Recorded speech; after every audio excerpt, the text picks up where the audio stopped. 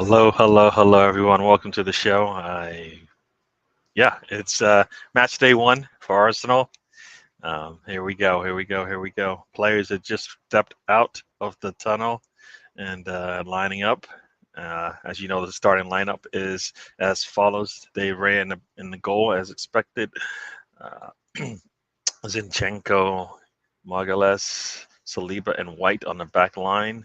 Rice, Partey, and Erdogan in the middle. Martinelli, Havertz, and Saka up top. Going against Wolves, who always give us a tough game. But if you heard my my prediction for today, it shouldn't be that close. So we shall see how that plays out. They're going with Jose Sarr in goal, Gomes, Mascara, and Dougherty on the back. Nori, Bellegarde, Lamina, Gomes, and Gomes. Got three Gomes in the team in that mid area, and then you've got Larson and Wong up top. Wong as their leading scorer from last year, 12 goals. We need to make sure he doesn't get any easy peasy goals like he's had in the past. We've kind of given him some goals. So game's about to start. We're a couple minutes in, and let's see if my man in the back, you ready to come on? No, he's not ready to come on. So we'll bring him on. As you saw earlier today, Liverpool started at their customary 12:30 kickoff. I know they hate it, but they always seem to win it. So there you go. And today, Ipswich tried, kept it close for a half, but eventually Liverpool wore them down and got 2 goals and finished them off. And Ipswich had chances, but not so much. Brownie joins us. Welcome to the show, Brownie. It's evening. That's right. I keep forgetting, right? It's what is it? Is it 8 p.m. there? I think. Is that right? 8 p.m. You guys are getting ready to go in for the night, or is it? Do I have it wrong? Is it 11 p.m.? I can't remember if you're 1 hour behind and 12 hours up or not. I can't remember which way it goes, but you'll let us know. Hope you're doing good, Brownie. I don't know. Did your team play already? I don't think so, right? So have you been enjoying the football? Oh, midnight. Oh man, so it's 2 hours. Wow, 2 hours. Oh man, I didn't realize it was 2 hours ahead, 12 hours up, 14 hours ahead. There you go. Welcome to the show. We got Russ has joined us. Welcome to the show, Russ. Yes, he says hi to Mr. Adam Brown. Some of y'all might know his real name. So, yep, got Arteta sitting there. So we're getting ready to go. Players are lining up around the circle here, and it's going to be time. What should I have? Like a lot of screens I can use. What should I put on the other screen? Is the question. Uh-oh, that's not the screen. What should I put on this screen here? I think it's, let's see. I think it's, let's see. Oh yeah, they're doing a little honoring Kevin Campbell. Passed away a while ago, but then it was laid to rest just this week. So there we go. Let me make sure there's no audios coming through here. They're clapping him out. That's Kevin. He's got his family there on the sidelines. I think his kids. And, yeah, this is to Kevin Carter. Yeah, good footballer. Some would say better man. Definitely a friend to anybody who's crossed paths with him. So, yeah. Never got a chance to do a show with him. I don't believe I did, but yeah. Many have. If you ask anybody, everybody's had actually they've had one chance where they've actually had an opportunity to do a show with him. He was open for this YouTube game. He enjoyed it. All right. Tough away game to, let's see, let me get my mouse in the right plot space here. Yeah. Tough away to Burnley today. So you're not playing yet, I guess, right? So they're just kneeling, and then we're going to get this show on the road here. All right. Arsenal's got, a game they should win, but, they will make it tough on us. Partey kicks it back to Rea. Long pass, and here we go. Boom. Trapped by Zinchenko. Gets the ball up to Martinelli, who tries to one-touch it, but loses it. And Saliba, and there you go. There we go. And the Wolves have control now. So here we go. There we go. Long ball. Headed back by Ben White. Oh, nice one. Does Erdogan get to it? No. It gets cleared out by Wolves. Yeah, I don't think they don't want any of this. Mr. Tom, you want to come in now? Looks like he's ready. Freddie, I think he got all of his makeups on. Everybody, he's looking pretty now. He's got his nice shirt. I think I see a smile. I see a light coming in the dungeon. Everything's great. Everything is good. Hey, they got a point today, folks. They didn't lose. And welcome to the show. It is Mr. Tom. Mr. Tom, how are you doing? I wouldn't really call it everything's great today. Like, my uncle died last night, so like, I know you didn't know that, but well, condolences to the family. It's the most awkward thing I could actually start out with. So, well, you know what? If you did it any other way, then it probably wouldn't be Mr. Tom. So you did it the way Mr. Tom would do it. So there you go. I'll take that over you trying to do something you're not. So yeah, I'm sorry to hear that. Condolences, Tom, and to the family. Yeah. You know what I was doing when he actually died. This is generally true. I was sat waiting to be let into the stoop. Oh boy. He died at 12 minutes past midnight. Oh my. Yeah. Man. Yeah. Just one of them things that make you just sit there and go, what am I doing in my life? I'm sat in the green room of a YouTube show at midnight, and people I know are dying. It's criminal. Anyway, it is a crazy world. You're right. It is a crazy world. Anyway, where's Alonso so I can shout him? Alonso actually, I don't know if you heard from yesterday. It sounds like he's doing his own show today. So, so there you go. So yeah. So I don't know if we'll see Alonso today. At least that's what I believe he's doing. It's what it sounded like. He was going to set up his own show. He had his a watch along. So I thought he was going to be in the chat, but no, I think he's doing a show. No, you're fine. I'm good. I'm just going to try and find it on the YouTube. Let's have a look live. Slow going here. Everybody, teams are filling each other out, and he's doing a wrestling watch along at 10 p.m. A wrestling. Yeah, oh, wrestling. Watch along. Oh. Yeah, 10 p.m. Oh, 10 p.m. Yeah, so where did I must have had? I thought he said 10 a.m. and I was like, okay. Because he already has the audacity. So why don't he just have a little bit more? Anyway. He's doing a show. Oh, cool for him. Cool for him. Tom's hasn't done the hair. Yeah, that's why it took so long getting that hair in the right spot. Yeah, rest in peace, Tom's uncle. Yeah. So yeah, I'll tell you, I don't like these coming. I don't like the goings. Let's just say that. Yeah, the goings. People have to. Everybody's saying condolences. Yeah. That's why for me, I believe I made up Don't Waste a Trip, because it's a short ride. In the grand scheme of things, a short ride on this thing called Earth, this planet that we are on, in this world that we're in this universe. So try and do as much as you can. Yeah, I thought he was a competition, but no, he's not competing. I thought he was competing with me, but not that he could do whatever he wants. I just thought I thought that's what he was doing, but it was a watch along for wrestling. So there you go. Do you think he'll let Tony on to watch the wrestling with him? Oh, I don't know. Who knows? I had visions. You were going to say that you were having a Tommy. Oh, you know what? See, Brownie. See, this is, since it was Mr. Tom and then he led with that, I was going, damn it.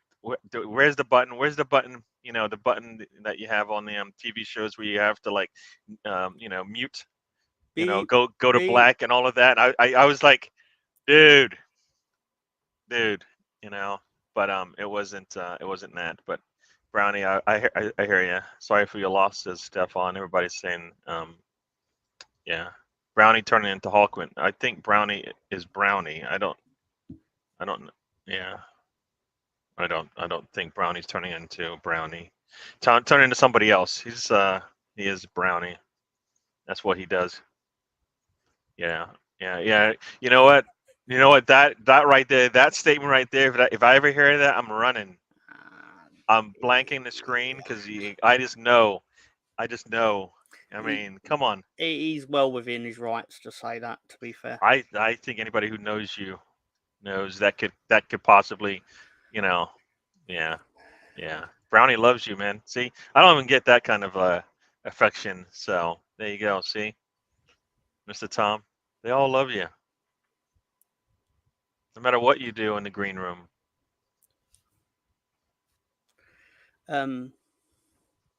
It's ironic you say that, Stefan, because he is in fact a person that actually gives a shit about a lot.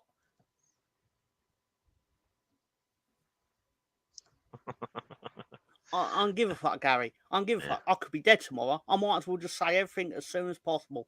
Just out with the truth. I could literally walk outside right now and get hit by a bus. And there's so much that could be said. That is true. But that you don't, because of politeness that other people generally don't have themselves. So fuck them. Whatever. Sorry, I'm just sorry, I'm just hyper emotional. Some may say. No, you've got a lot of twists and turns going on in your life right now. And if for anyone that sits there and goes, "Oh, your uncle just died. Why aren't you with your family? What do you expect me to do? Sit by the body?" Yeah. But what are you supposed to do in this situation? Because I'd like people's expertise, because I don't know shit. Yeah. So I'd actually like to learn. But still, you know what? Part of it is you have to, as I've said before, part of it is always you got to do a little bit for yourself as well, because how you want to deal with certain things, you should be able to do that. Because it's all about it is about you at that point. You know your uncle and all of that, so I think you know how best it is for you to do all of that, and it'll be yeah. Like I said, it's up to you. It's up to you, and I think people handle it different ways. Shouldn't just a second, I'll be right back. I don't think I can find an overcoat small enough, Russ, to impersonate him. All right, sorry about that. Yeah, it's game's a little too quiet for me right now. Wolves are getting there, getting their nails into this one. We're giving them a little bit too much. They're feeling comfortable on the ball here, and that shouldn't be the case. Yeah, he doesn't have an overcoat that works, so yeah. Lonzo joins us. There you go, Lonzo. Welcome to the show. Assume you're watching it in is it Houston, right? Yeah. Everyone accepts and deals with difficult situations in their own way. There's no right way or wrong way. Yep, Brownie. Brownie speaking speaking the truth sometimes. Yep. Yeah. Yeah. So Kai Havertz goes down a little too easy for my liking. I mean, he needed to hold up strong because he was going to have people come in to get him, come in from his teammates, and still have the ball though in the attacking third here. So Stefan has some words as well. As you get older, death unfortunately becomes more prevalent. I always think it's best to celebrate someone's life and remember the good times. Rest in peace, Tom's uncle. Yeah. Yeah. Thank you. Yeah. Thank you. So I think your uncle would want you to be happy, and if this makes you happy for the time, then you should do that, right? So there you go. I mean, I assume you watched some. Did you get to watch the game earlier today? I did, but you know when you're watching it, but you're not really taking stock of what's going on. It's like you're a zombie, and you're just like you're staring at it. Like I know what happened. Like not much happened. It was a 0-0 draw. So yeah. I wasn't great. I mean, to be fair, defensively, it was a great performance because obviously we've conceded 6 goals in a week, and then we conceded none. So, you know, the ways of looking at it. I'm kind of worried what mystery contract is going to get triggered next that no one knew existed, which is a lie, by the way. It's a lie. Like, how can you not know what are in these players' contracts? You are a 44% owner of the club when these were being dished out. How could you not know? Like, what was you sat there like Stevie Wonder when the previous regime were giving out the contracts? Disgusting. Yeah. And it's the lying. It's the lying. It's the we never handed out these contracts. It's like you were there though. It doesn't even matter anymore. But guess who's in control of it right now? If you don't know what's in the contracts, then you're not doing your job. That's almost like saying, I didn't know that this player plays this certain way. What? Well, what's the? Well, you're supposed to, that's your job, is to know how they play and to get the best out of them. Just like it's your it's your part to know how this team is being run and to either make it better and to know how to fix it when things like this happen. For the benefit of people who don't know, about 20 minutes before, I've made that up, I don't know if it was 20 minutes, but allegedly just before Leeds played Middlesbrough in the League Cup on Wednesday, Brighton bid 40 million for Jorginho Rutter, which allegedly triggered a release clause, which he has basically said yes to. He could have said no, but he didn't. And deep down, don't blame him, because all of his mates around him are getting sold left, right, and centre. So why should he be the one that goes no? But also, that's more the facts of it. My actual question, which a few Leeds fans have asked, is why, for a player that you've paid 35 million for, we didn't really, because it was based on us staying up, which we never. It was probably 20 something, but the reported fee 35 million. Why is the release clause 40 million? That's basically like me buying £5 note off you, Gary, and going, oh, but you can buy it back from me for £4. You know what? You know that it sounds like they just weren't they weren't confident in what they would do to the player in terms of growing their value, increasing their value. Like, they're not going to do anything for this player. They're going to come in at level A and they're going to stay at level A. They're not going to get any better, any worse. So, you know what? Why would we want to, overcharge our people who want to come in? Yeah. The real reason we bought him in the first place was because everyone was panicking over the fact we were in a relegation battle in January of that season and we hadn't bought anyone. So basically, they went out and bought a young player and massively overpaid for him. Mm-hmm. Because people go, oh, he's a good player, but it is overpaying for a player when you didn't then play him in that relegation battle. So. Yep. I hear you. Yeah. Now, you know what? I don't. Hopefully that the club is learning, right? Hopefully the club is learning, because you go and you go through a whole window. Now the window comes almost down to the end, and you're still like at this position where things can change dramatically, right? Still, so yeah, Ruter's starting the season. It's going to work out. He plays first game. But before you even play the second game, you're like, he's gone. Right? He's going to be gone. Is he gone officially or no? I don't. You know what? I've not typed his name into Google for a while, so let's find out.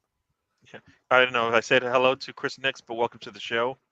I think they have his team has the late showing. If I recall, he's a West Ham fan.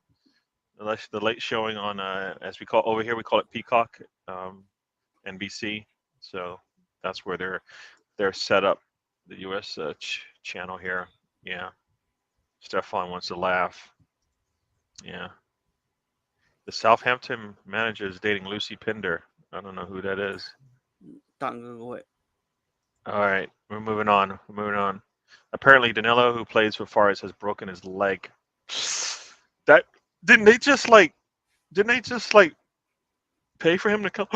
Was he just a recent transfer, Nah, or I is think that the they guy got him from? like Oh, that's last year you know or what? something. That was the guy I thought we were gonna get a couple of seasons ago because we were looking at defenders. All right. Um, so there's another Lucy. Okay, you know what? You guys are getting nasty already. It's still morning time for me. It's still early for me. Got a nice little cross there from Martinelli. It ends up with White, and White sails it far wide. I don't think that's a little. You're asking a little bit too much of Ben White to take that ball and put it on target. I think as a defender. So far, we've got more opportunities for our defenders than we do for our attackers. Unfortunately, Brownie, close your eyes or close your ears because goal at Turfmoor. Oh boy. Oh boy. I'll Bristol probably give City's it up away. 2-0 for those who are also tracking what's going on in the Champions League here. Kiefer Moore has scored for Sheffield United, so they are 2-0 up. Awful. Seeing Sheffield United do wrong upsets me. Anything else going on today? Let's see. Sheffield United, I don't know if you said it, is up 2-0 on QPR. Everybody else is right now 0-0 draw. Charlton at home to Leighton Orient wins 1-0. Peterborough away to Shrewsbury wins 1-4. Lincoln is up 1-0. I'm sorry, Lincoln is losing at home to Barnsley 0-1. Mansfield and Burton are 1-1 right now. Northampton at home is losing to Exeter. 1-0 there. Reading and Wigan. Reading's up 1-0. Everybody else 0-0 right now. Do we want to league? How is the official favourite team of the road trip doing? Of the road trip, Arsenal is still 0-0 right now. They're not the official favourite team of the road trip. So they are. Arsenal is 0-0 right now. They are not the official favourite team of the road trip. That's not true. That is. They are your favourite team. They are not the road trip's favourite team. No, I don't know what you're talking about, sir. A certain team that have transformation powers. Transformation pattern. Let's see what the scores are. This is probably League 2, huh? Yeah. Port Vale and Transmere are sitting at 0-0 right now. So sorry, it's a Freudian slip by me, and you guys won't let it go. Saka gets the ball into Havertz, whose touch is actually, I think his touch was bad, but it falls to the feet of Saka, and he takes the shot, and it's right at the goalkeeper. If he could just find a way not to shoot it right at the goalkeeper. I know that's a hard thing to hear. Yeah. Oh, that would not be good for you, Brownie. 3-4. Yeah, you don't.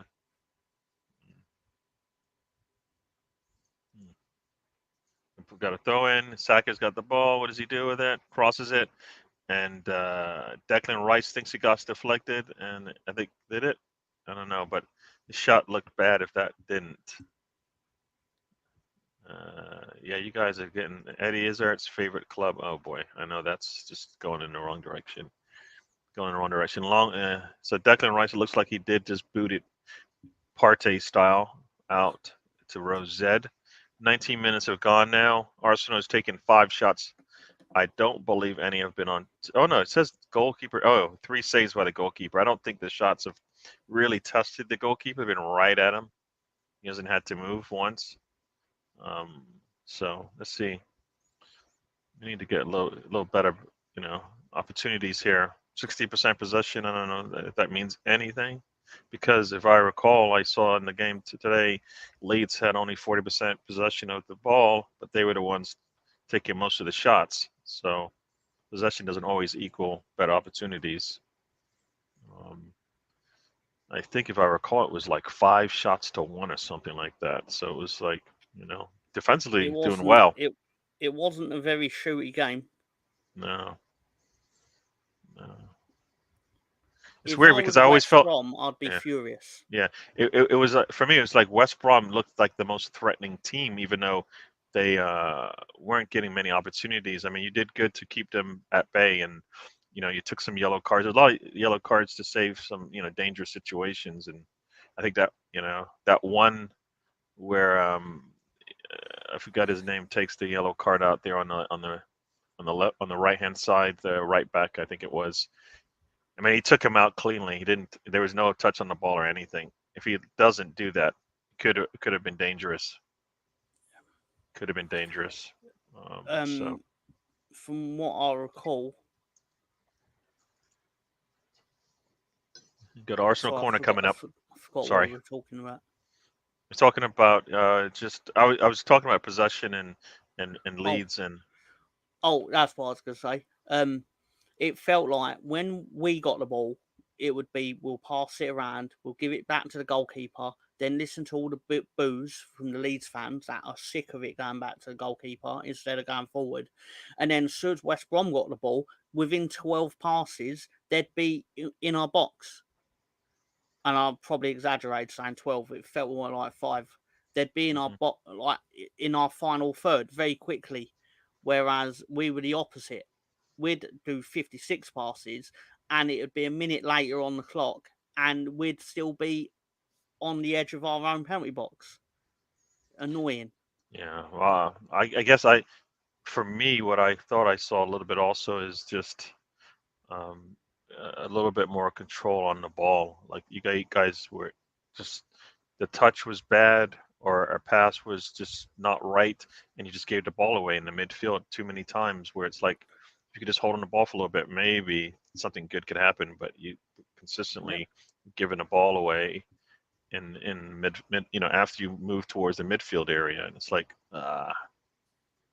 yeah, can't get anything going when you do that, and that's what basically That's happened. true. Just a random question for the chat or for yourself, to be fair. What Premier League milestone got hit today? And not Mo Salah scoring in like every opening game that he's ever played in the Premier League. Like we all know that. But what other Premier League milestone has been achieved today on the opening day? This is genuinely true. Just today, starting today, Today. not opening day like yesterday. Well, yeah, today. Like Okay. it's relating to the history of the Premier League, but it's today that it was triggered.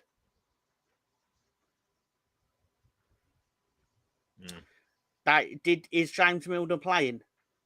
Because if James Milner played, he will be the first player to have played in 23 seasons in the Premier League. But that was not actually what I was thinking of. It's something else. But that is a side one, let's say. Yeah. Impressive.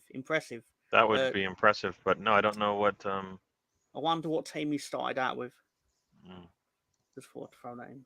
So you said this isn't even it. So what is it then? Not it. The Brighton manager is the first person to take charge of a Premier League game that is actually younger than the Premier League.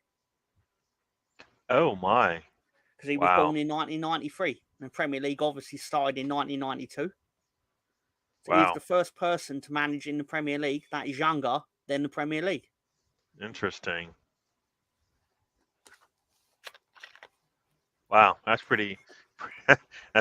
You know what? You always think like the managers will never even be. There'll never be a time when a manager it'll be younger than the league that they play in, coaching and everything. But that's where we are.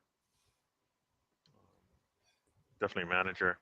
The ball's coming to the sideline. Cross comes in, gets deflected out, and Erdogan gets to the end of it. Let's see what we do here. Back to Zinchenko. Zinchenko gets it out wide to Saka. Saka's got lots of space and time. Should they do that? Puts a cross in. Kai Havertz opens the bank for Arsenal. Nice header. Nice cross there from Saka. We're in the 24th minute. Kai Havertz opens the bank for Arsenal. Goals. Nice header. Nice everything in that. You know what? They're gonna bring 2 guys at Saka now for the rest of the game. I see it. It gave him one guy thought about coming out, hesitated, shouldn't have. Shouldn't have. Should have came all the way. Didn't do it, and guess what? Got paid for it. Saka with a nice cross. Kai Havertz, no, goalkeeper gets there. Too late. Interesting. I picked Kai Havertz to score first on the stoop betting in the dark last night. There you go. And I think I made that bet as well. So voila. So now we just need Huang Lee Chan to score. Oh no, I don't want that. To get another two. I actually don't. I actually don't want that. So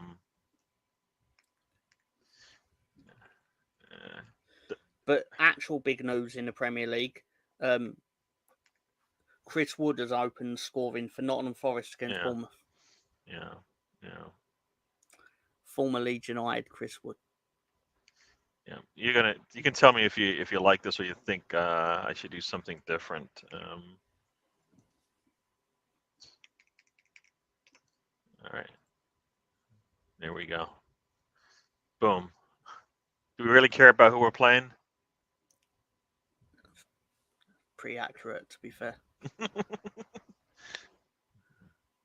So there you go. 26 minutes. Arsenal has scored. Really nice, very nice. Crowd is happy. Nice work from Saka though. Puts that cross in and nobody mans Havertz, and he just takes the ball off. The defender thinks he's got it, but he's not even moving towards the ball. And voila, goal. Arsenal's up 1-0. Good way to start the season. Good way. Apparently, you realise the main reason people keep that sort of statistic is because it's just easier, rather than just going back to like 1872 and going, oh, he's the first player to play. It's actually younger than the game of football. Yeah. You know what's crazy? We know what's crazy. Chris Nix updates us as well. Brighton has scored. So there you go. With Homer has scored at Everton, which obviously fills me with great sadness. Yeah, because Everton is your team, huh? Yeah, hopefully it'll be their year. It'll be their time to drop. I need something because I've already got Ipswich winning the league, so I need something to go my way. That's right. You did have to win the league, and Gabriel Margalez makes a terrible decision. Fouls just outside the box.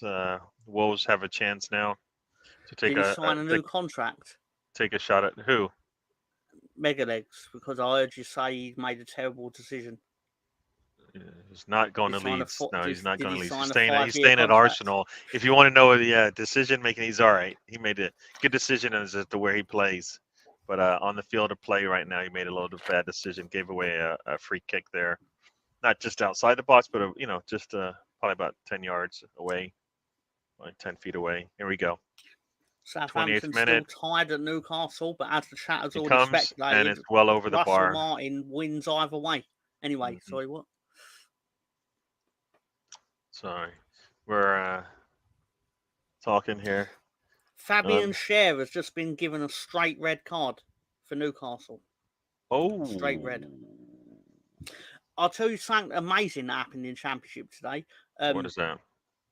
Luton had the goalkeeper sent off for a second yellow, but he actually got both yellows at the same time because he cleaned one play. He fouled one player outside the box.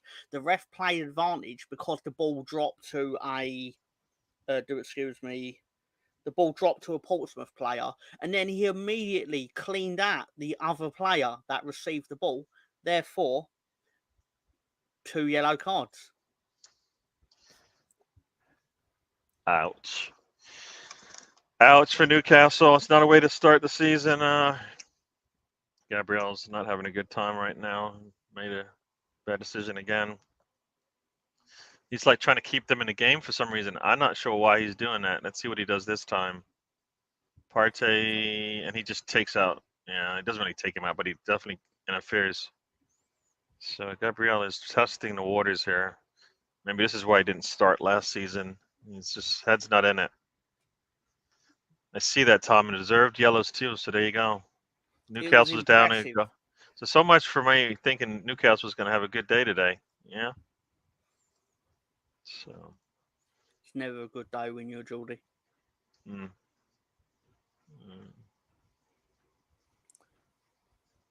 I'm coming for everyone this week, so it doesn't matter. Very nice defense there from Partey. Oh, look at that. Ben White comes in and kicks it off the attacker. Here we go. 30 minutes. Arsenal gets a throw in deep in their half. Burnley, are you able to watch the Burnley game? Because obviously you're in Australia, which obviously comes with different television laws compared to if you were watching the game back in Britain. So, actually, are you able to see it? I mean, I don't know why you'd want to, because it's obviously not going your way, but still, it's a fair question. Here we go. Saka's on the run. Gets the ball out wide to Kai Havertz. Kai Havertz, what's he going to do with it? Lays it up to Saka. Saka, whoop! Oh, he gets taken out. Oh, he doesn't. Saka, how? Oh my gosh! If he didn't get taken out, I don't know what happened, because that was terrible by him. That is crazy. If he didn't get grabbed, because he just. That is now they're going to call it a little cheap foul to them. There is no way Saka just went down that easy. I hope not, because if that's the case, they're saying nothing. Let's see. Saka stops and goes back. He gets his hand. I mean, Brownie, Saka, if you're watching the scores, don't look at it. I'm protecting you, Brownie. I'm protecting you from pain. Oh boy. Oh boy. Do not watch it. Oh boy. So he doesn't have the access he wants right now. The internet is saving him at the moment from having to watch. Bullet ball. Yeah. It's not looking good. I just saw the score there. So the one-legged Ipswich fans, great. Juan Leg. He's got on the back of his shirt. Juan Leg. One. It's great. It's great stuff. There we go.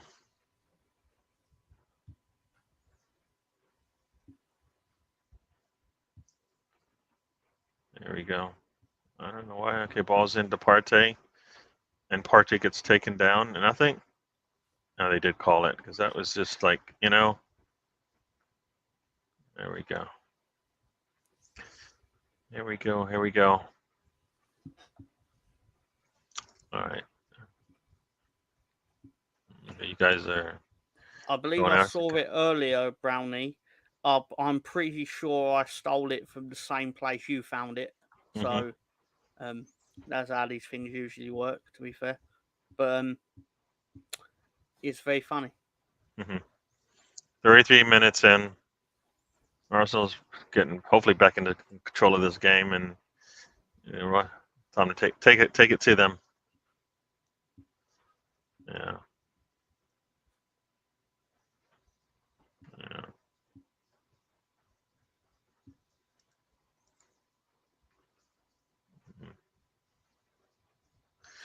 All right. Falling asleep there, Arsenal. Come on.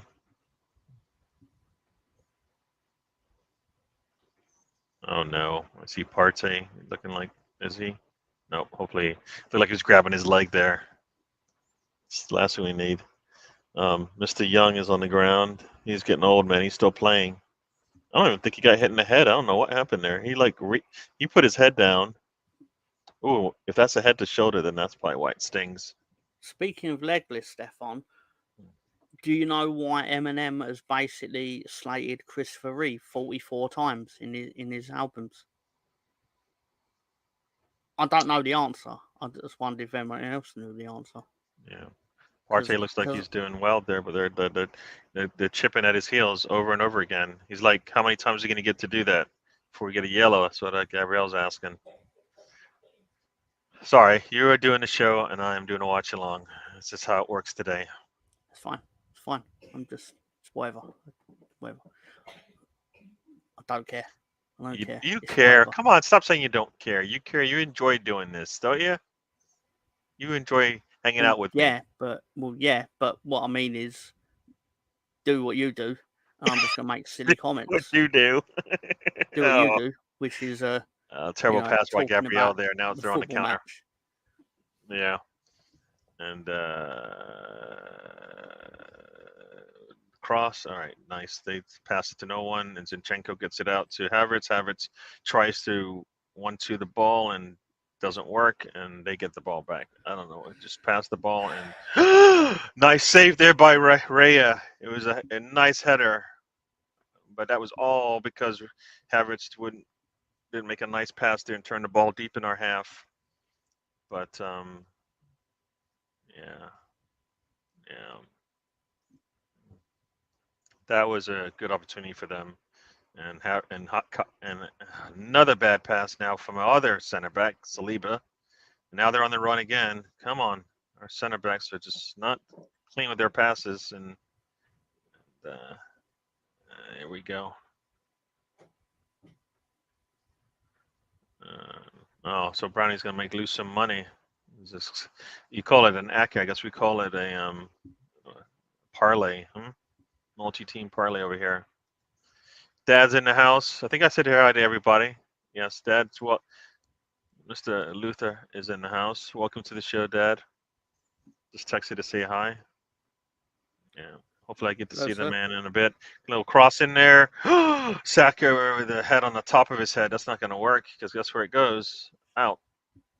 I couldn't name one Ed Sheeran song. Oh, well, the man loves your team. I saw him up in the stands. He owns like 1.4%. That's what they said. So there you go. Everybody saying hello. Russ saying hello to Dad. He's calling me Junior. Yeah. You can call me Junior if you want. That's why my sister calls me. All right. 30, almost 37 minutes gone here. Wolves have the ball back.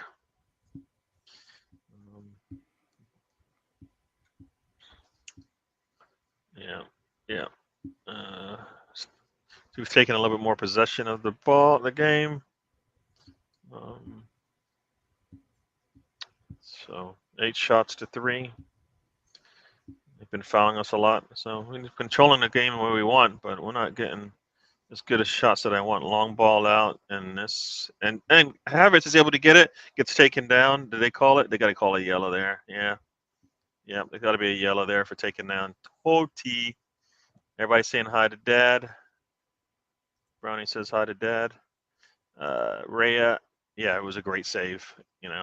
Great save, but started with a little turnover, like I said, deep in the half by Rhea, and then you were able to get back on the counter pretty quickly, take that shot. Got lucky there.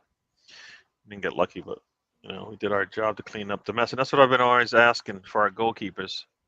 Once in a while, you're gonna have to clean up the mess that happens in front of you, and Rhea did that. So, for those watching Mr. Arsenal podcast, tell Ryan. Yeah. Why are you feuding with a rival channel, sir? Rival, that's our friend. He doesn't like not a good pass there from Erdogan. He don't like Rhea, but Rhea actually made a really good save, and I don't think he could say anything about that. Is it because Raya's part of the Spanish mafia? Yes, he doesn't. He's not in. Yeah, he doesn't like paella. He's boycotting paella once he realized where it came from.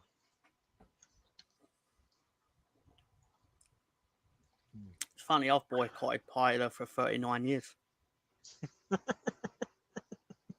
Otherwise known as I've never had it. That's not boycotting. It's just, you can't say boycotting and say I've never had it. Either if you don't want it, any channel in I'll tell you what it slightest is. competition, you're damn right. The fish element of it doesn't look very appealing. Plus, you can have variations of the same thing. Like there's a million ways you can have rice. Yeah. Like it's like I'm not missing out by like not having fish mussels or whatever it is on top of it. Yeah, you know what? I guess I haven't really had paella because, like you said, I'm not. I like mussels and stuff, but probably not like cooked up into my rice and stuff. Like I like my chicken and maybe shrimp if I want to go is fishy, maybe even salmon maybe. But really and truly, I'm looking for the meat, right? The pork and the beef, and the chicken maybe. Something I rarely get from the Chinese, but I have had. I had it the other day. Actually, to be fair, what makes me think of it is I get they call it a combination curry, So it's curry sauce with like loads of different meat in it. Oh, sorry, there's a Like, shot there again, by Saka, and he goes down in a heap. I guess I don't know what happened there.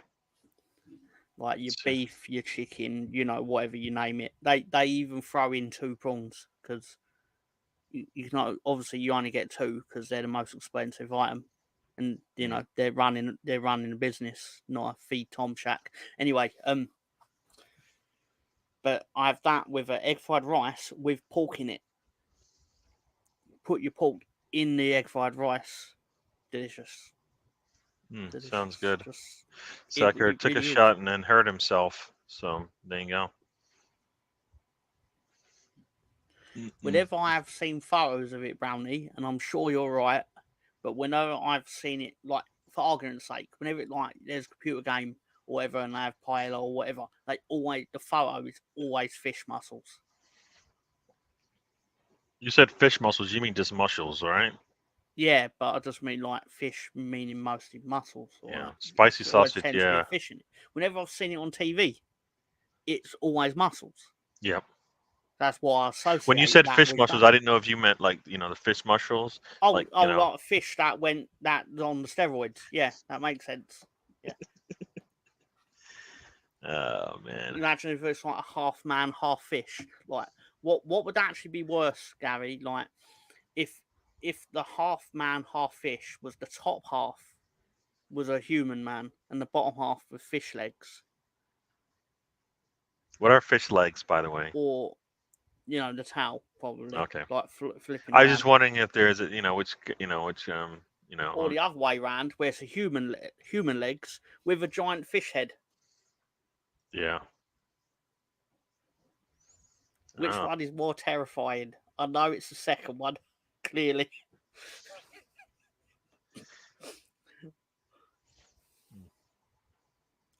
Oh man, cocaine's a hell of a drug.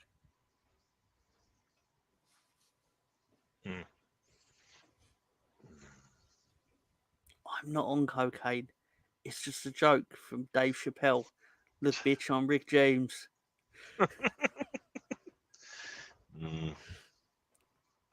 Sorry, I can't help myself. The Chappelle show is fantastic.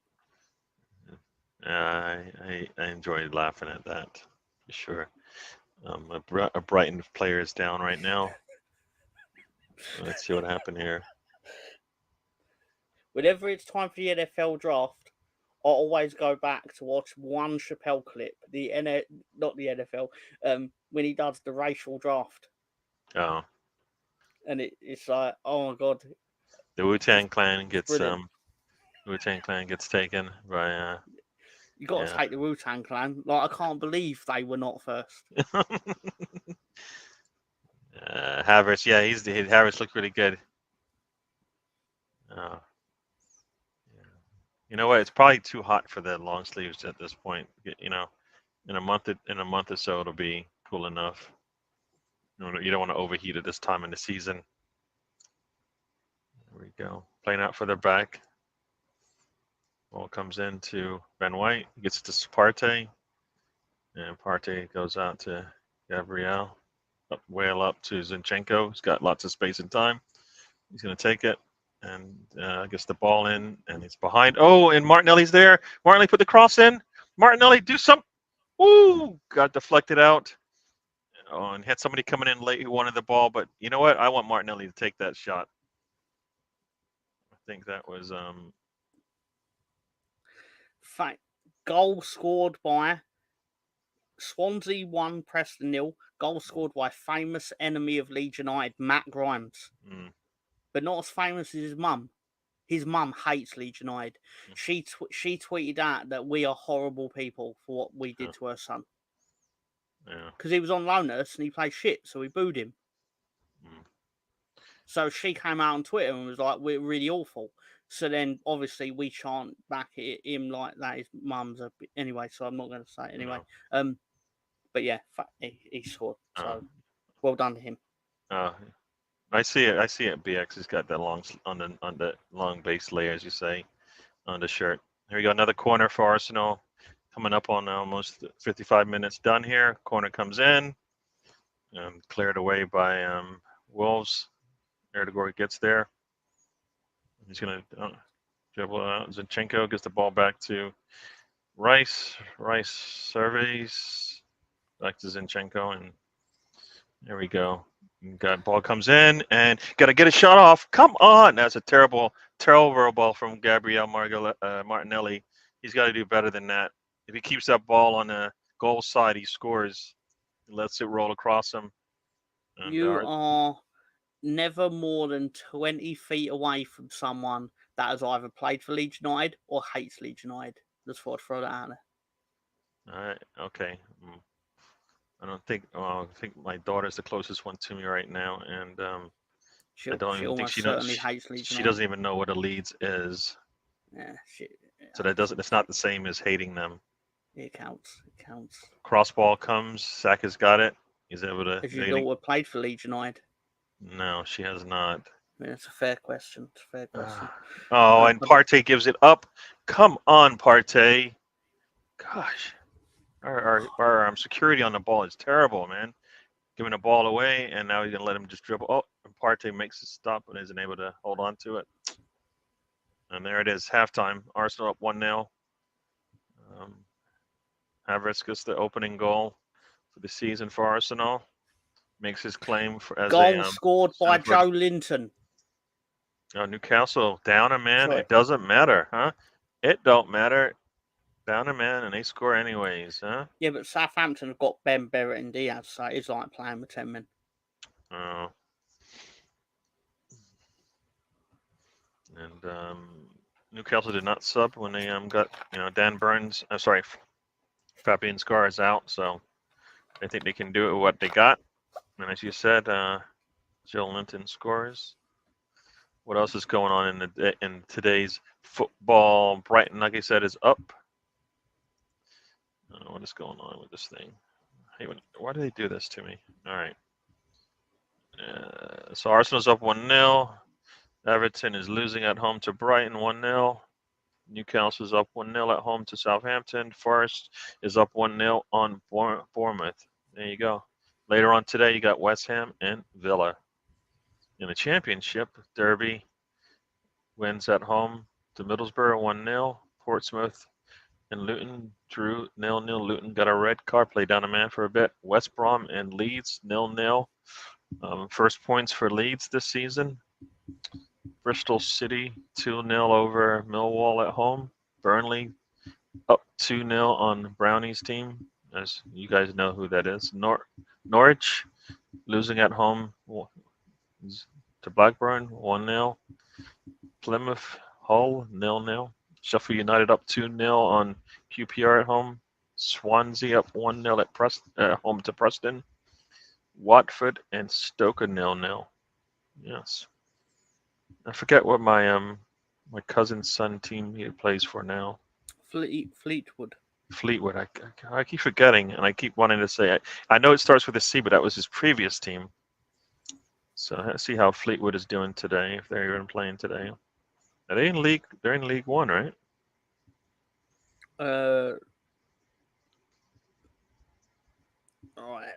It's either one or two. I don't think they're in. Well, they're not playing today, I guess, because I don't see them in either one of these. Either one of these entries, which is weird because. You know what might be the case? They might have played last night. Let's take a look and see what the standings are. So let's see. Saying that, though. Let's see. Oh wait, they're not in. They're not in league. They're not in League One, huh? All right. Well, there you go. So what is going on here? League Two. Let's see what the standings are here. Fleetwood. Nope, they've only played one match, and they don't. Let's see when their next match is. Next match is tomorrow. They play tomorrow at Notts County. So there you go. That's why. All right, people. They do have points. So do they have points? Yep, they won their first match. That's right. All right, Mr. Tom. So how's it? How are things going, Mr. Tom? What- Did you have? Do you have breakfast? I had 2 pancakes and a sandwich. What kind of sandwich? It was ham. Obviously, I butter ham. I put some mustard pickle on it. It's Mm. actually not spicy. It's like a tangy, like they call it mustard pickle, but it's called piccalilli. So it's not actually like burger mustard. I don't know how else to describe it. So basically, it's not gonna burn your mouth off, but yeah, it's quite nice. I had 2 little pancakes. I put butter and a bit of sugar on them. Yeah. Yeah, yeah, it's not bad. It's not bad. Very Because nice. when you're sad and fat, you naturally eat. So you know, nah, it's gonna be rubbish. It's gonna be Mm. rubbish. It's gonna be a rubbish match, BX, because you're all gonna sit there going, "Oh, it's gonna be amazing," because I love Aston Villa. And they're fantastic, and Oh blah blah blah. no. And then it'll be 0-0, and you'll hate yourself for wasting 2 hours of your life. This is why I would never be employed to promote the Premier League, because they'd be like, "Tell everyone all the matches are great." I'd be like, "No, you're just wasting your life. Go out and do something much more meaningful." But nah, you give your time to Aston Villa.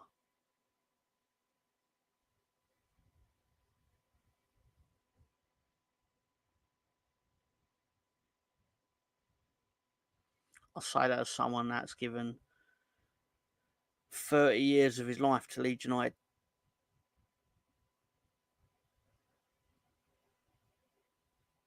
I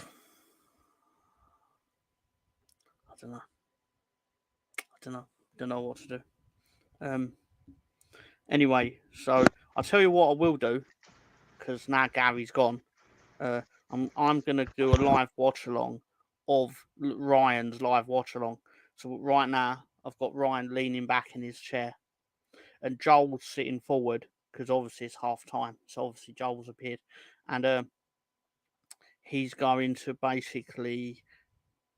I imagine right now he's saying something really well thought out, while Ryan just leans back in his chair again. Oh no, Ryan's leaning forward a little bit. He's put his hand on his hip now, so to get that leverage, sitting on that chair like a champ. Got tactical analysis now from Joel. Getting snacks. Any crisp suggestions, Tom? I know you.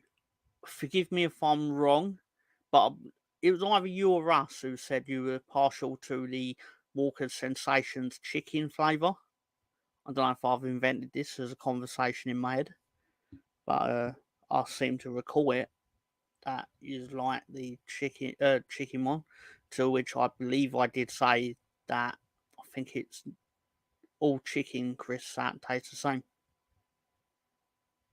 bit like bacon. But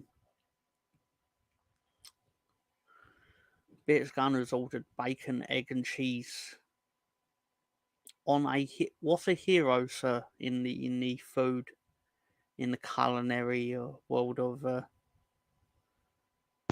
installing roofs. It's a sub sandwich, basically. I figured it might be like a brand of like Subway or something like that. Yeah, you're right. Yeah. Yeah. That Sorry, sounds right. I'm actually sitting here finishing up some of my breakfast, so No, that's it's why. fine.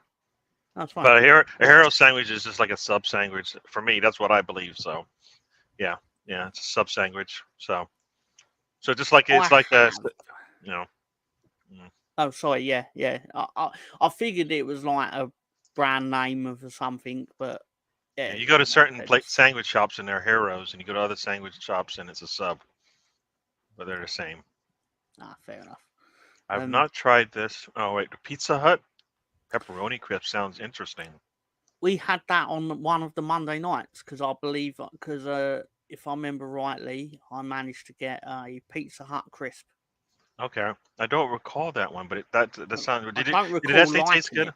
Okay. Well, no, it sounded. I mean, to be fair, like I was about to say, it tasted really cheesy and tomatoey, which I imagine is what it should do because it's crisps and pizza. But still, I weren't a fan, but I don't like pizza, so I wouldn't be.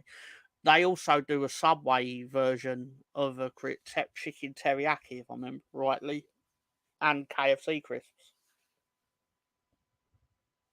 which again, chicken crisp, but still, just I suppose what my low-key my favourite crisps generally are your classics. Go to will always be prawn cocktail, not prawn cracker. That's racist. Prawn cocktail. I mean cheese and onion, ready sorted. Oh, and Walker's Sensation Thai sweet chili.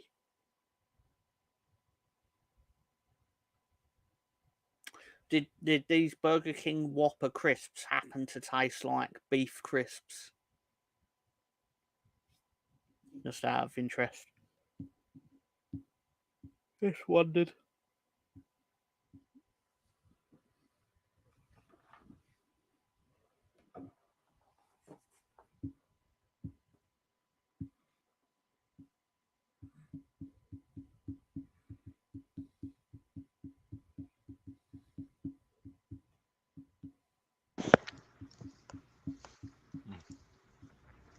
The one thing about that Aston Villa West Ham game is that they've been making a lot of deals. I think I want to say it almost seems like 20 players have definitely at least 20 players have crossed paths going in or out the club, probably more than that when you add it all up. Because it sounds like Aston Villa and West Ham, it seems like every other day a player was coming in. It seemed like, as things picked up. If I remember rightly, Aston Villa last season in January, could be wrong. Forgive me if I'm wrong. They sold Cameron Archer to Middlesbrough, but it turned out they had a buyback clause where basically, I could be wrong, but I think it's like if they didn't get promoted, Villa would have to buy him back. But then Villa bought him back and then just sold him to Southampton, from what I've heard. So why buy him back if you're just immediately then going to resell him anyway?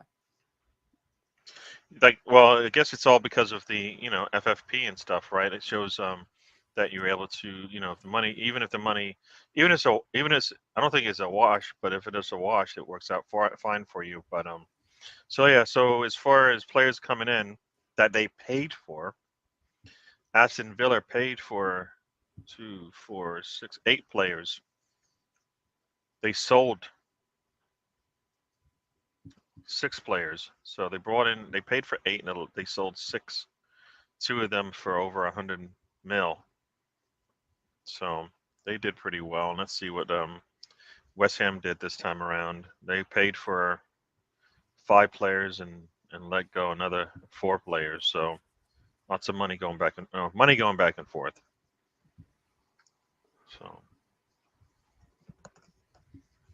So there you go. And well.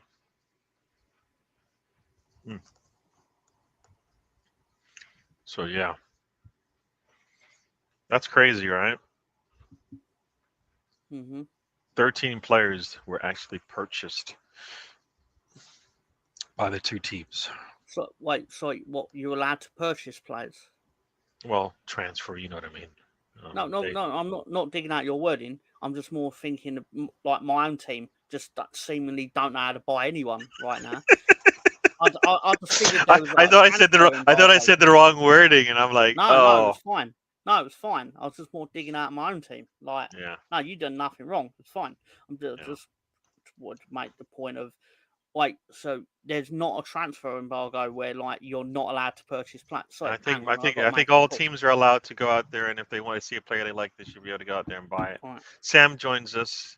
as you know, Sam is watching the game, so Sam doesn't partake in these little watch-along Fanangos. I don't even know what I'm saying here, but you know, Chrissy said you're ugly. Mm. Decent first half, yeah, decent first half. I haven't really analyzed it, but Arsenal, I think, is looks a little rusty there for me. Martinelli still what he usually does, goes out for a run and then comes back with nothing. He needs to be a little bit more fruitful in his attacks. Um, had a breakaway, wasn't able to get past the one defender who was able to get in the way of the ball. Otherwise, I think he's doing all right, but that's the difference between him and Trossard. Trossard usually gets you a goal. Martinelli needs to get in that realm of things when he's on the pitch. Saka is looking good as always. He hasn't really taken on a man. He's sitting there waiting to cut in and put a cross in. I'd like to see him take that ball out to the right and attack his man and go all the way. I think he's been trying to cut back the one time, and I think he threw his own self off. And it's like the game's about to start up here again. Let's see. So, yeah. Arsenal don't seem to know how to close it. Yeah, that is a problem. That's why we complain and say we want another center forward, and people go, "Why?" Well, because of these things here. I mean, Arsenal probably could have been up easily 2-0 in this game, and we haven't been able to put the ball in the right spots and put them away. So I don't like dragging these things out. You keep teams close, and they will steal points from you. That's what happened at the start of the season. Yeah, DX. So Sam's going there. Russ, whatever you do, I didn't see it, as the man said. There we go. That's the thing about Havertz. He just got pushed off by the center back there. Needs to be a lot stronger. Needs to be a lot stronger. Look at Tom in his disgusting pink kit. Reprehensible. Wow. Pretty in pink. That's what they call it, Sam. To be fair to him, we've discovered that we are not fans of pink football kits, because on Ryan did obviously a show where he rated the football kits, and it turned out that we were not a fan of a lot of the football kits. Crystal Palace won because their kit isn't quite nice.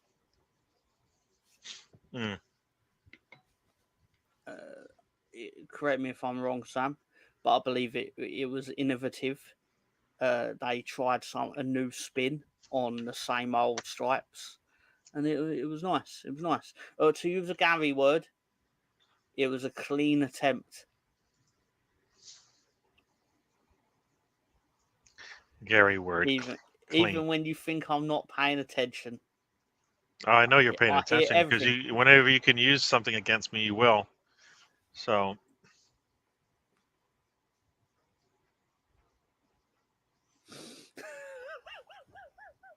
There we go. Yeah. You should not read his next one. I mean, you should not read it out loud. I mean, you should read it, but not vocally.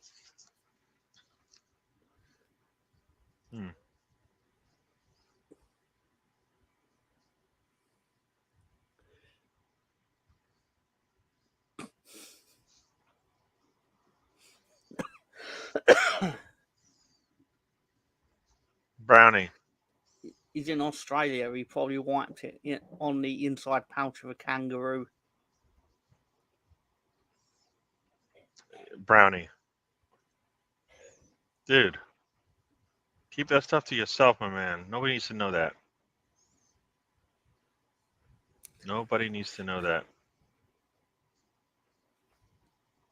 Nobody needs to know that. Here we go. Ball comes in. You got to get there first. Come on, Ben White. I don't read whatever's on the telestrator. Mr. Tom actually gave me a warning, and I should know better when it's Brownie. That he's gonna slip one in. And there you go. And there you go. Does the water go down the The opposite way? Can you tell that, Brownie? Now he goes, no. Yeah, I might read it, but I didn't let you.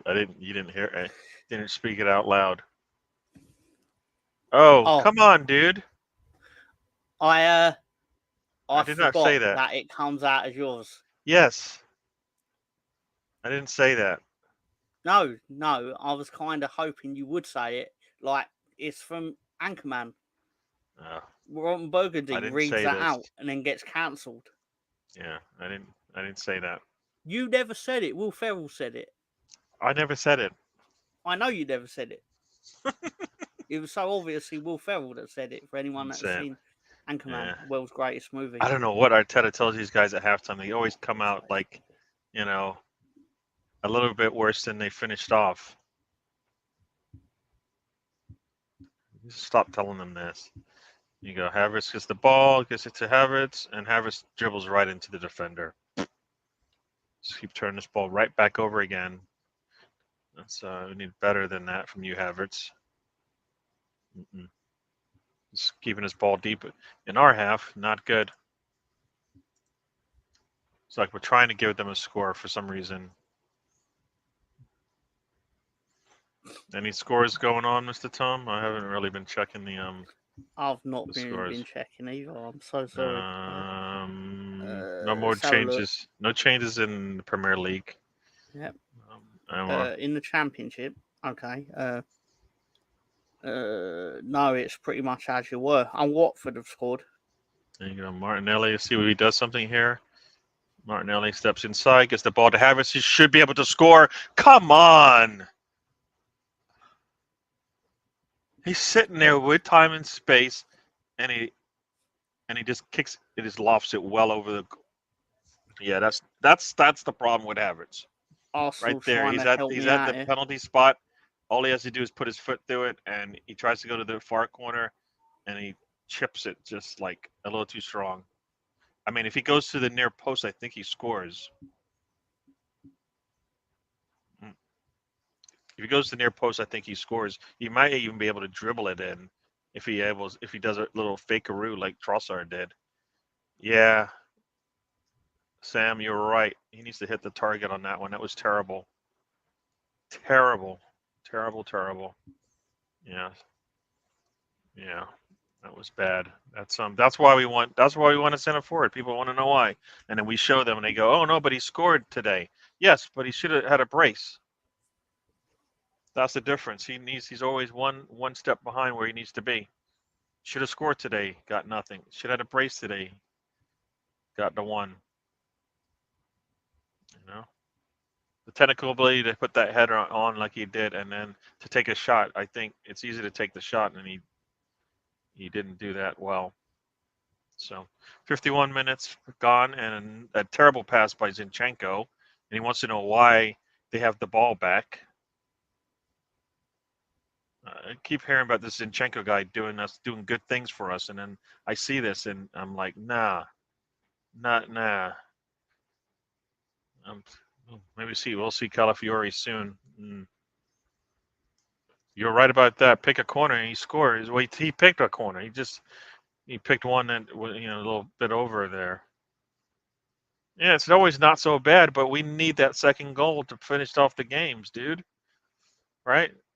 We always need that second goal. We need a 2-goal lead the way we play sometimes because we keep teams in. And they get a freakish goal, and we're like wondering why. And Havertz gets taken down there. Got a free kick coming. Tom, can you keep an eye on the Bradford game for me? As they're the only ones who's losing my ACA at the moment, but Newcastle only 10 men is dodgy. So there you go. So Zinchenko is very hot and cold. For me, I just don't like the cold so much because it always ends up in something bad for us. Like if he's cold with a pass in upfield, then at least they can't kill us. But when he does it in our side of the pitch, it's usually easy counter. Brownie, so. Bradford 0, Salford City 0. There you go. He's trying to scare you there. There you go. Brownie losing I would never try to scare Brownie. is like Sam with Brownie losing is like Sam with clean thoughts. You know, they just don't well with dirty thoughts, just to say that with no clean thoughts is there we go. Saka's got the ball out. What is he gonna do with it? Steps inside like he does, and then passes it right into the defender. Oh my god! Like, dude, the guy's in yellow. Why are you passing it to him? Ball's out for a corner. Here we go. Nice little Who pressure there have from you Saka. picked, Brownie? Sorry to interrupt, Gary. Mm-hmm. Goal for Plymouth. Sissoko has scored for Plymouth. Okay. Kuna 1-0. is in. Yep. Look, they're trying to get a goal here.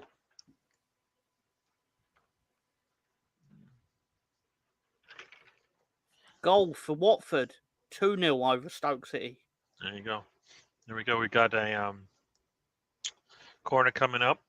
Everybody on the far post right now. I don't know where Gabriel is. He should be on the near post. There he is, standing at the penalty spot. Holy shit. 2 goals for Millwall. There Come back to 2-2 with Bristol City. Ball comes 2 in. goals in 2 minutes. Ooh, and Gabriel, I don't know. It was a little too low for Gabriel. He had to duck down for that one. Clean thoughts is boring. Yeah. So Brownie's he's breaking even no matter what. So it sounds like he can take the loss. I don't know. Why would you take the loss? You want to break even? I'm trying to get some money. Yeah. He You picked Liverpool, Arsenal, Newcastle, Sheffield, and Redford. All right. With the winnings. Martinelli's got it. Gets it out to Kai Havertz. Kai Havertz does something great. Ooh, oh, right in his neck. Oh, if that's not a red card, I don't know what is. He put his hand right in his neck. If that's not a red card, I don't know what is. I don't care what happened there. That's straight on his neck. Hands right on his neck, and he leaned in. If that's not a yellow card with a VAR check, I don't know what you're doing. This should be a red card easily. I don't know what's going on. I don't even know what he's thinking about. Pull the card out. Straight red. That should be a straight red. A bit of a lean. The guy's on the ground, and you have your straight arm on his neck. That should be a card. And he's not going to give anything. See, this is what happens. And Arsenal should be going, excuse me. I don't care. I mean, he takes him down, yes. But then he's already down. Nothing's going to happen. And then he puts his hand right on his neck. Are you kidding me? He sees right where he puts his hand, and then he looks away. It's a solid bet, Brownie, to be fair. Right on the neck. Right on the neck. Come on. I don't think he plays. He puts hand on the neck. Any pressure on the neck. You don't need to put much pressure on the neck. Am I right for thinking? Are you kidding me? Not even a card.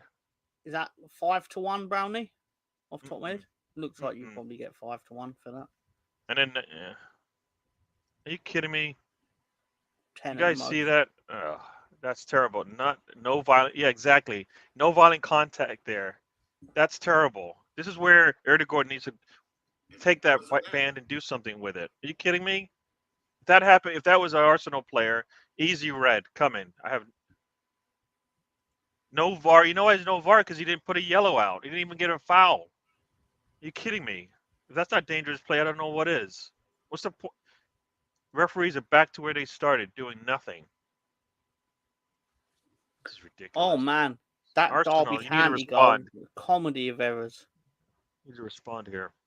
5.5 to what? I was right. They should be pissed off right now. This is the thing. Havertz should be pissed off and take it to them now. Get your hat trick and let's move on. And Saka lets the defender run up on him and take the ball off of him. Come on, Arsenal. Get the damn ball back. I'm a little disappointed there. So which Wolves Nobody even touched him. Nobody even touched him. Let's go. Let's go. Havertz. Go, go, go. Go, Saka. Go. He didn't blow the whistle. He gave it an advantage. Let's go.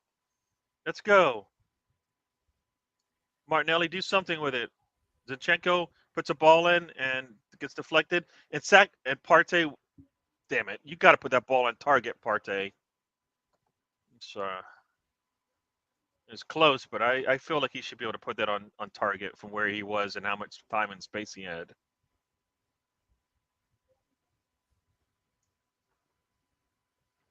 Oh, a couple of feet off the post there.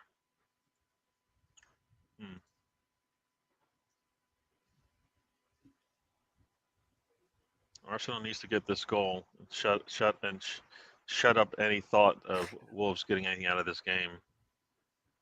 So Brighton is up 2-0. So Mr. Tom is Welbeck just scored. He's doing some move here. Tom checking grinder. Oh, that's boy. Terrible. Balls to Havertz. Havertz takes a shot off the defender. I mean, he did take it the way you want, but there we go. Come on, Arsenal, get this second goal. Shut up any kind of threat from Wolves. Everton losing saddens me. And Erdegaard cannot get the ball. Keep the ball down. And there we go. Arsenal continue the pressure. Zinchenko. You don't have to. He always wants to put his hands out. Play some defense with your feet, man. Ball was turned over. Let's go. Let's go. Come on, Havertz. Inside of Zinchenko. Zinchenko lets the defender take the ball off of his feet. You kidding me? Come on. Arsenal is just playing so lax in the box. They got a yellow for Saka for kicking the ball away. See, this is what happens. Another goal at Turf Moor. Sorry, Brownie. I don't know why they're getting frustrated. Put the ball in the net. Saka, take the man. You were late on the ball. Everything late on every. Come on, Arsenal. Yeah, no VAR check. No VAR check because there's no yellow card. They don't check for reds if there's no call, which I think is ridiculous. You can put your hand on a guy's neck and lean on it as you fall over, and nothing's given. It's ridiculous, man.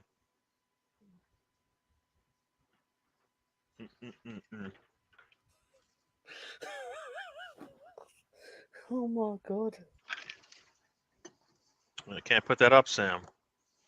Even though it doesn't mean much. I guess I could put it up. It's just just a chicken now. Should I read it?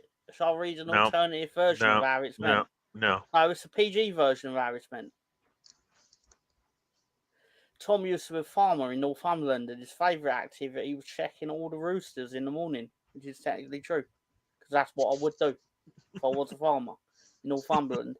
I have roosters out the back. They're not mine. I don't know who they belong to, but they're bloody loud. In fact, I'm surprised that they never actually do their noises when we're live on air. It's the only time of the day they ain't doing it. Fucking roosters. Pardon my language. Partey loses the ball. Come on. What in the world is going on with this team? They don't wake up.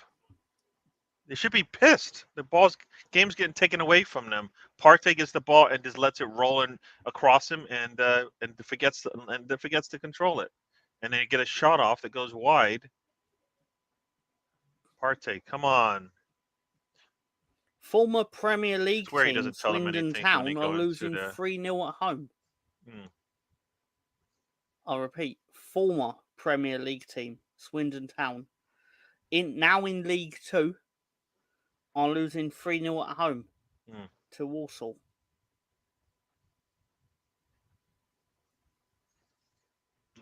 Yeah, Arsenal's getting punked, and Wolves able to do whatever they want. I don't get it. I'd be pissed off if I was Arsenal. Oh, jeez. You're not going to have VAR unless there's a call, guys. They don't just give reds for no reason. They only give it if it's a yellow and they misread it. That's why the referee usually gives the yellow, and it should have been an easy yellow. Even if you wanted to give 2 yellows, you could have done that. Junior Firpo was nearly sent off today, but then he convinced the referee to not send him off because he's Junior Firpo. True. Yeah, we don't have that cred, man. We don't have that credit. I mean, Yeah, VAR switched off. Somebody pulled the plug on the VAR today. That was, I mean, but still, I don't know. I don't know if they don't. I don't think they just check VAR all the time. Hook, Partey, move Kai to midfield and get, Partey, I don't think he's going to give us 90 minutes anymore. He looked fine in the first half. Second half, he's been a little, And we do have answers. Georgina, let him get some minutes, right? If you don't want to bring in Jesus. The ball gets deflected out, and Rice should have been. We're just playing into their hands, right? He played all right in the first half, and he's nowhere near where he's been. I mean, I don't even recall of him doing any kind of half turn in that first half, and he tried to do it in the second half, and the ball just went away from him because, of course, he can't move. So, come on, Arsenal. Let's get this ball back and put some pressure on them. See, the fact that Martinelli has to switch with Zinchenko is, I think that's a problem for me.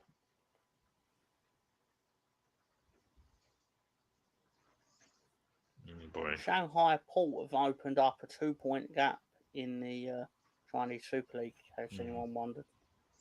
And Zinchenko cross comes in, shots taken, goes out wide. I don't know what he's looking for. You're not going to get a handball on that. Stop it. Wolves got a corner. Yep. Arteta's sitting back watching this game get away from his team. He won't make a change. Oh, it's deflected. It might have been deflected off a hand, but where's he supposed to put it? It's on its side. Goal. Former Leeds United player Louis Coyle scores for Hull City at Plymouth. We're sitting 1-1. Deep and letting Wolves play. We need to. Yeah, exactly. We're just sitting back and not. They don't want to take control of this game. For some reason, all of a sudden, we're just like, no, we don't do that anymore. Cross comes in. It's low. Millwall cleared out by Havertz for a throw-in. Sorry, what was that? Millwall 2-0 down and now 3-2 up at Bristol City. Yeah. It's almost like we're tired, and we have 5 subs, Arteta. Freshen up the legs of some of these players. Still 0-0, Bradford, Brownie. And can we control the ball? Havertz tries to boot it to Martinelli. Martinelli cannot control it. Rice tries to head it out. It doesn't go. And Martinelli comes back and doesn't do anything, and it's deflected off of Rice. Ooh. There we go. Oh my gosh, we're hanging on by a thread here, as far as I'm concerned. What's the point of having possession football? We don't possess the ball. We're not pressing because Havertz is backed by Declan Rice. He's playing like midfield. Goal, Swansea City 2-0 up against Preston, who sacked their manager after 1 game in charge this season. All right. He was the manager since 2021. Oh. But first game of the season, Leeds by 80th minute. Consent. Oh, I know that. I want subs in the 60th minute. Here comes Timber, which means Zinchenko's probably out, right? I don't know what you guys see in Zinchenko. I don't see it. I never see the positives, and I'm missing it. I don't see enough of them to warrant him playing. Quality player. Well, do you know what I actually did on Monday? I watched Man City All or Nothing, or the whole thing, and it is basically like looking. Oh my God! A bad pass by Gabriel, and a shot right at the goalkeeper. Wow, that should have been a goal. That was Saliba actually passed it right to the striker. The wing. Wow, Saliba, terrible. They're gonna say Raya gave the wrong pass, put Saliba under pressure, and he made it even worse. So he could have just turned and booted it out if he really thought about it. But beautiful. Arsenal just falling asleep here. Yeah, maybe and Havertz cannot hold up and gets taken down. Havertz, dude, you got to be stronger, man. Make these guys have to throw you down.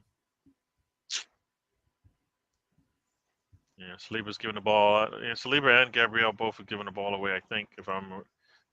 Here comes Timber, and out goes Zinchenko. That might be the last time he starts for us if Timber is healthy and Calafiori is healthy. So Timber's on, so we'll see how this changes things. This is the 68th minute, or 69th minute. Tom, you're going to have to use the mute button. What? I can't talk on my own show? Brownie, I don't tell you. I've never put a mute on you in your own show. So you know what, buddy? You know what you can do with that comment. You know what you can do with it. No grease either. No grease. Even Russ says mute. Yeah, Russ, you're done too. I can't chat on my own show. Believe this, people.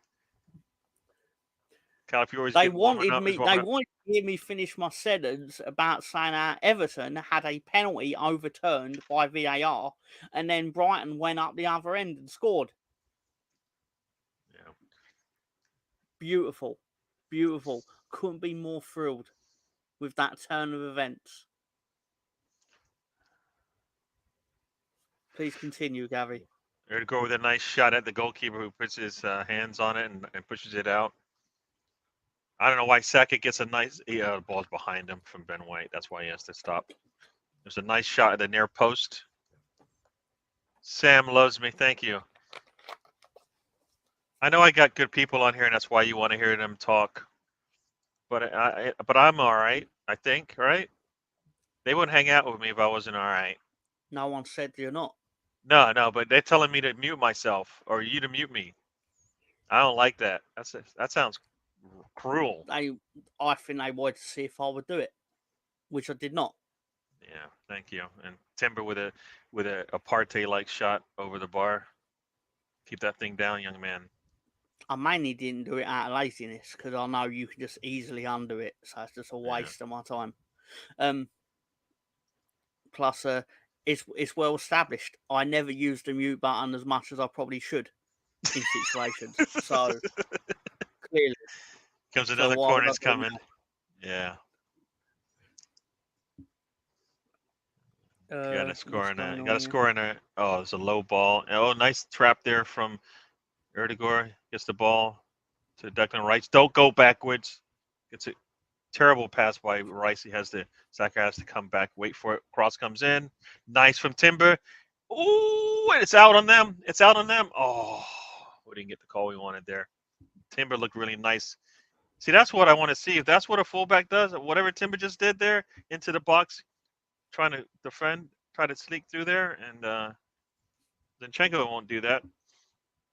Oh, we need to score here, fellas. I don't like the. So here we go, long ball up. Let's see, we should be getting this ball back, and we just head it to. The ping ball here. Nice from Erdegaard to go in there, back to Saka, and here we go. Let's go, Saka. You got one-on-one. Take him. I hate when he does that. You know he's just going to stop when he has, and they're giving him the ball back. Saka, oh, it's out on. Oh, Saka, take your man before the second guy comes. Come on. It's just they're playing with the one guy, and then they're going to call his little niggling.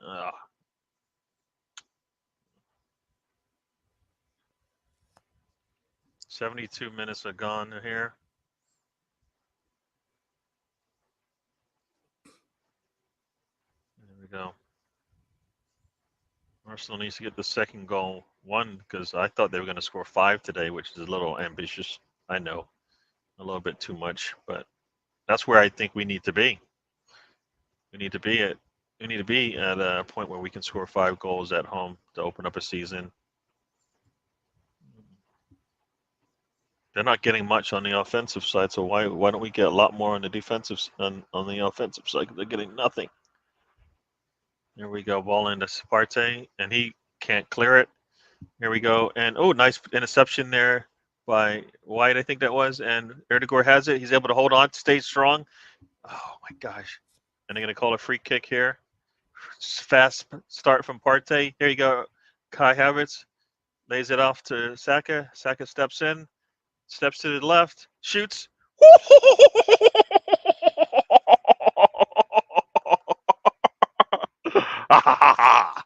Very nice there. And yes, Partey, the Muppet, but Partey, I think, is part of the build-up there. Jesus getting on, yeah, soon, maybe. But guess what? No, Saka with a goal, stepped inside to his left, and boots it. Goalkeeper had no choice but to just to watch it and pull out the net. Partey with the quick start. If you call him a Muppet, but he gets the assist. So there you go.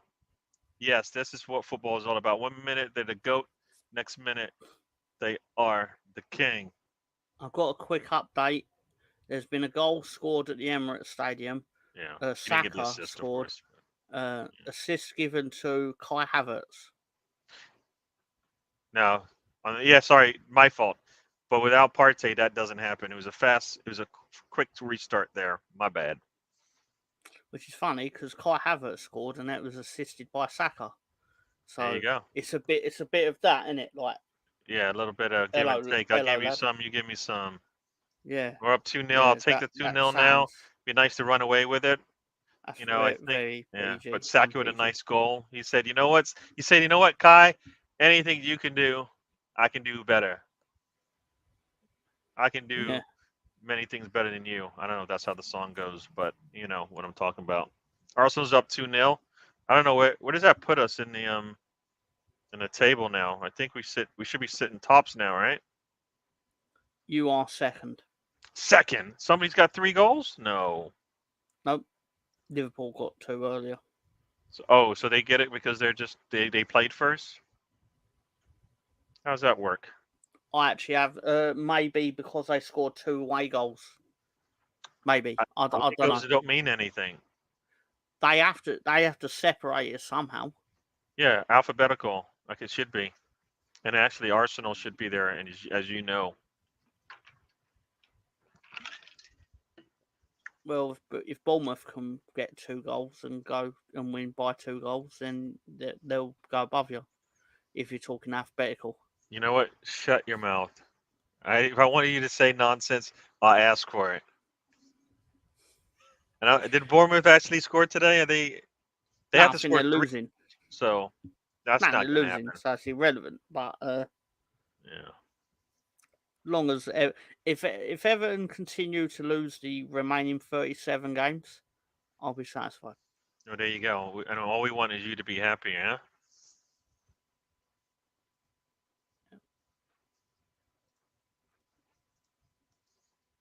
With doing our customary. You know what you want back in the game? Yeah.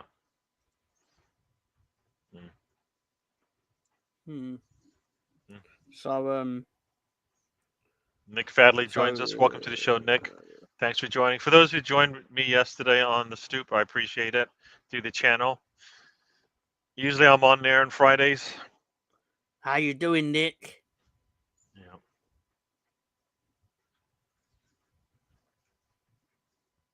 I'm just being nice to one of your viewers, Gary. I said nice. I appreciate it, dude. Yeah. How you doing, Nick? Tell us a story. Tell us a story. Need one more. You're right about that. I could deal with a 3-0 win. Come on. Who gets this goal, though? Jesus comes on, or Trossard comes on and seals the deal? Mike Abbott joins us. Welcome to the show, Mike. Yes. Of the Abbott clan. Yeah, this Muscari guy. Yeah, we don't like him. He said he's all right. He's okay. I'm good. Mr. Tom, you good? As good as can be? I've had better weekends. Yeah. Your team got a point today, right? You're taking a point, right? Well, yeah, but that's a fairly good result in all seriousness. And so West Brom, okay, are there levels to this thing even in the championship? Well, there are in the sense that we've sold 125 million pounds worth of players. So you come back down to earth a little bit. Needless to say, is that what it is? Your levels Well, have no. dropped because you just decided to because you had to sell players. Well, yeah, we've basically sold 45 goals.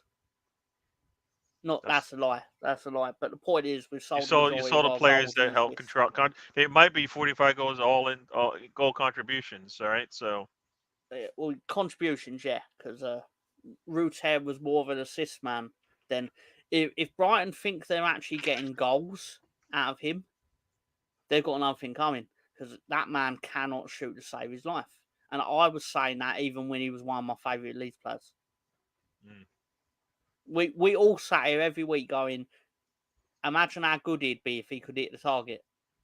We all said the same things. It's like I'm not turning on him because he's left. We were saying it when we were loving him. We were sitting there going, he is a great chance creator. Does it yeah. for fun in the Championship, but he also shoots for fun, not for goals. I always So find it. Here comes on attack here. Balls out to Havertz. Havertz steps in, takes a shot off the defender. Saka, for some reason, doesn't want to control the ball, sticks his leg in, and gets taken away from him. Yeah. Erdogan, it'd be nice for him to get that score. Mascara needs a dry slap. There you go. Stoke City fans look away. Stoke ain't got no fans. Goal number 3 for Watford. There you go. Sam says hi to Mike and Nick. Nick says hi back. And Mike Abbott says hello to Sam. Got a little friendliness going on. We got Trossard coming on. Assume that. Oh, Greenwood's is that up for to Saka? something. I was suspicious. Yeah. Yep. Saka's coming off. You know what? I am happy to see that Arteta's changed his ways a little bit. Saka had an okay game. Went down a little bit. Probably deserves to get extra minutes off the legs. And Bradford's still 0-0. So sorry, yeah, Brownie. Still goalless at Bradford. yeah. Former Premier League team Swindon Town are now 4 goals down at home. 4-0 to Aye. Walsall.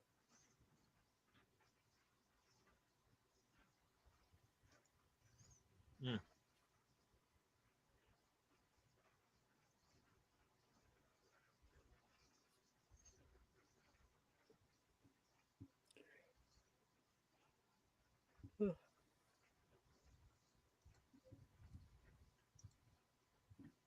All right. Yep.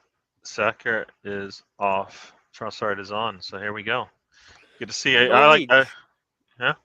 Norwich have scored 2 goals to overturn their deficit. They now lead Blackburn 2-1.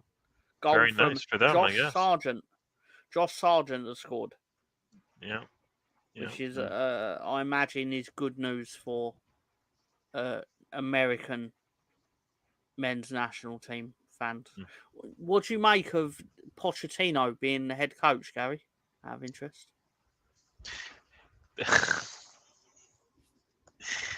Let's just say the women went out and got a woman who doesn't stop winning trophies, and Pochettino a man who doesn't win the trophies unless Hey, they unless he won League One. okay. The Let's French try. league. You don't let me finish. All right. If you don't take over PSG and get at least a League One trophy, that's the same as like not getting demoted as a team who just got promoted. You know what I mean? Or should I say, not getting demoted after you just got promoted? You know what I mean? So I kind of I'm feel gonna like, check his record at PSG because I got the feeling that he actually had a season where he didn't yeah, win anything with them. yeah, Sam. I just saw the video in the Forest match. There was a collision of heads. One of the players got stretchered off, so it was a 10 minutes, and Rice's his knee hurts, and he's in some serious pain. Havertz was trying to. Oh, his shin is bandaged up, so yeah, Rice is down right now. I hope this is nothing, but Havertz was trying to help stretch him, and he flinched a little bit, so. He just probably just pulled up a little bit. You know what? It's rushing these players back. Yeah. Oh, was it a Oh, broken? interesting. Was it a broken leg? I thought it was a collision of heads the way they were showing it. Two players coming together. That So explains that. Dawson's coming on. Craig Dawson, I remember that guy. And I got two other Wolves players coming on too. We've got 83 minutes here. We're up 2-0. I thought it was a collision of heads. I didn't realize it was a leg broken. Oof. I would argue that Pochettino's career peaked in 1991 when he won the Argentine Premier Division with Newell's Old Boys. Hmm. And I don't know who the coach of that team was, but I will give you a clue. He was a former Leeds United manager. Oh, Marsh, your favorite. All right, so let's move on. Cool. It's not Marsh. It's not Marsh because that Marsh is a loser. Marcelo Bielsa is a winner. Yeah. Oh, it's Ancon. You know, I saw the collision. I saw two players coming together. I thought it was a head. So I wasn't listening. I couldn't see it. I wasn't listening to it because I got it on mute there. But Oscar Bob and the Norwegian Olympic swimming team. There you go.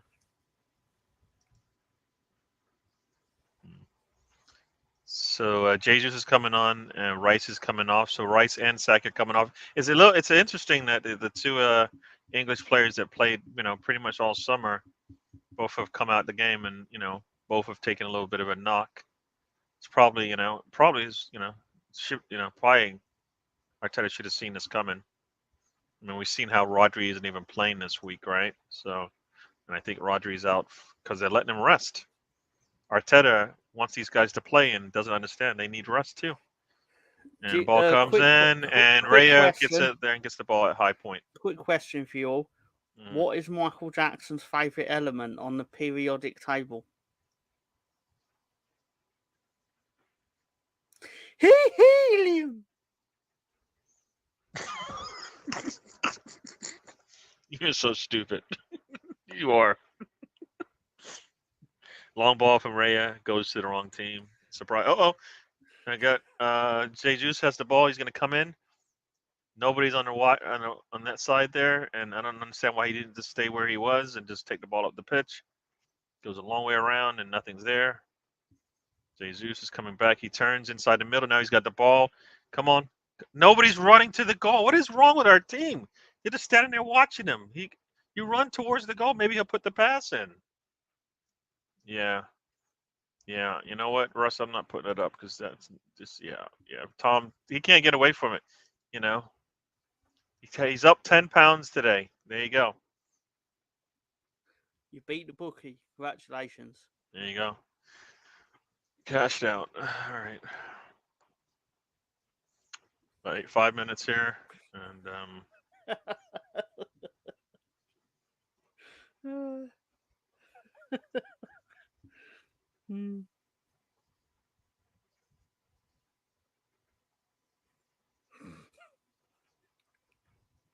Oh my god. Oh, fantastic. there's no way that's a foul. Are you kidding me? The way you've been calling that, he just went down really. If you're not going to call the one on Saka earlier, you're not going to call this one. Hands on the back of the defender. Are you kidding me? This should be an easy one. Come on. Barely any contact there. No way. No way. He-Chan just wants to get it. No way. No way. It should be a yellow, if anything. Yeah, it was a yellow. Good job, referee. Got something right.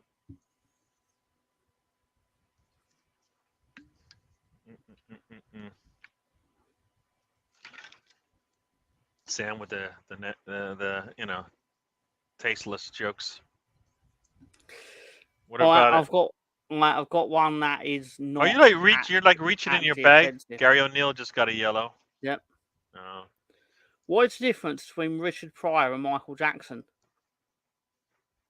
Richard Pryor got burnt on Coke, whereas Michael Jackson got burnt on Pepsi.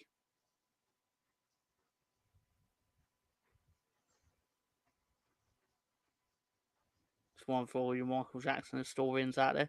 Though it's more Richard Pryor joke, if anything.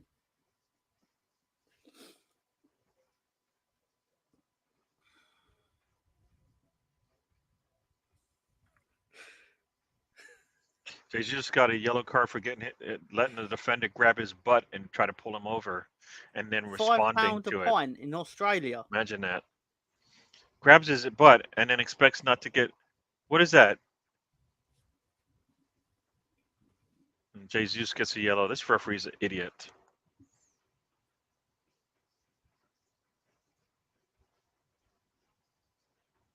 Stupid. Let's get out of here. We're 2-0 up. We are, yeah,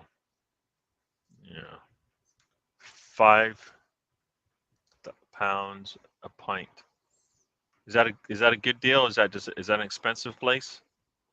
Long ball comes out. It goes wide, and here you go. Martinelli's got space. Come on, let's go. Come on, Martinelli. Do something. Take him. Take him to the goal line. Nope. Can I get by? And he gets taken out. And it should be a free kick. The way he went down. It's a Foster's. What do you expect? Foster's for £5? That sounds expensive. Yeah, he did try to get in there. Try to check him for. Yeah. I want to hear Brownie's Aussie brass. I don't know if anybody wants. I don't think these stories are allowed on this network. Yeah, and he hasn't even got a yellow. This man's been just terrorizing us. Jesus, what is he doing? What do you mean? What is he doing? Bradford and 0-0. I grabbed his So butt, man. Come on. Obviously, we now I don't know what that reverse to means. not wanting Bradford to score, which is obviously not very difficult for me.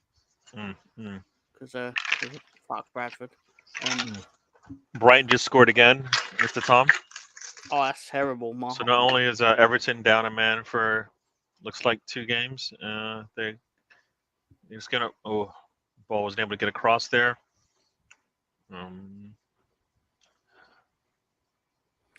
Great start to the season for. Here we go. Timber gets it. Brighton. Come on, let's go. Let's go. Come on, Havertz.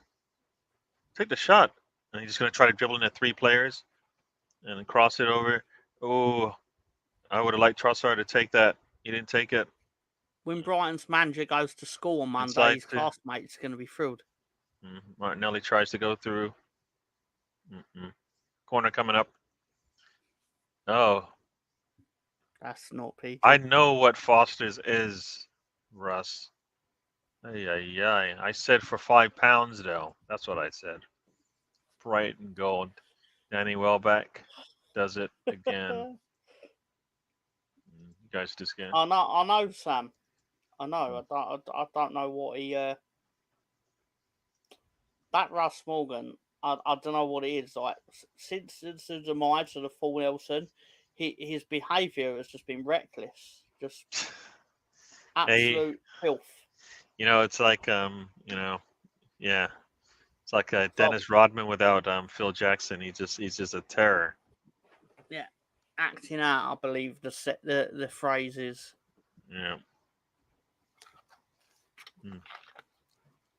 There we go. Come on, Arsenal, attack the ball. You're talking about Castlemaine, quadruple X. Oh, I didn't know what that was. It's a beer. Oh, okay. I thought you were talking about Foster's. I don't know what Castlemaine 4X meant. I thought it was a nasty. I thought it was an extra dirty show. It's a favourite of the hobos, I believe, in England, where they do enjoy one called Special Brew. Oh. I believe. I've never tried it myself. Maybe I should. Is it an acquired taste kind of thing? I'm not. I assume it's a cheap taste. But other than that, I don't know the appeal of it. Oh. But, maybe I'll have to. I'll put it down on my list of maybe beers I haven't tried. That just need to try it just for the Holy shit! Bristol City are now beating Millwall 4-3. What? 2-0 up, 3-2 down, 4-3 up.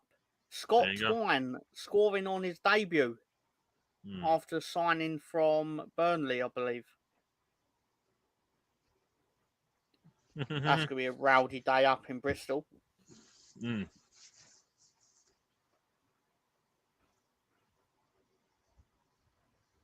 They don't sell Fosters in Australia. That's not a Yeah, surprise.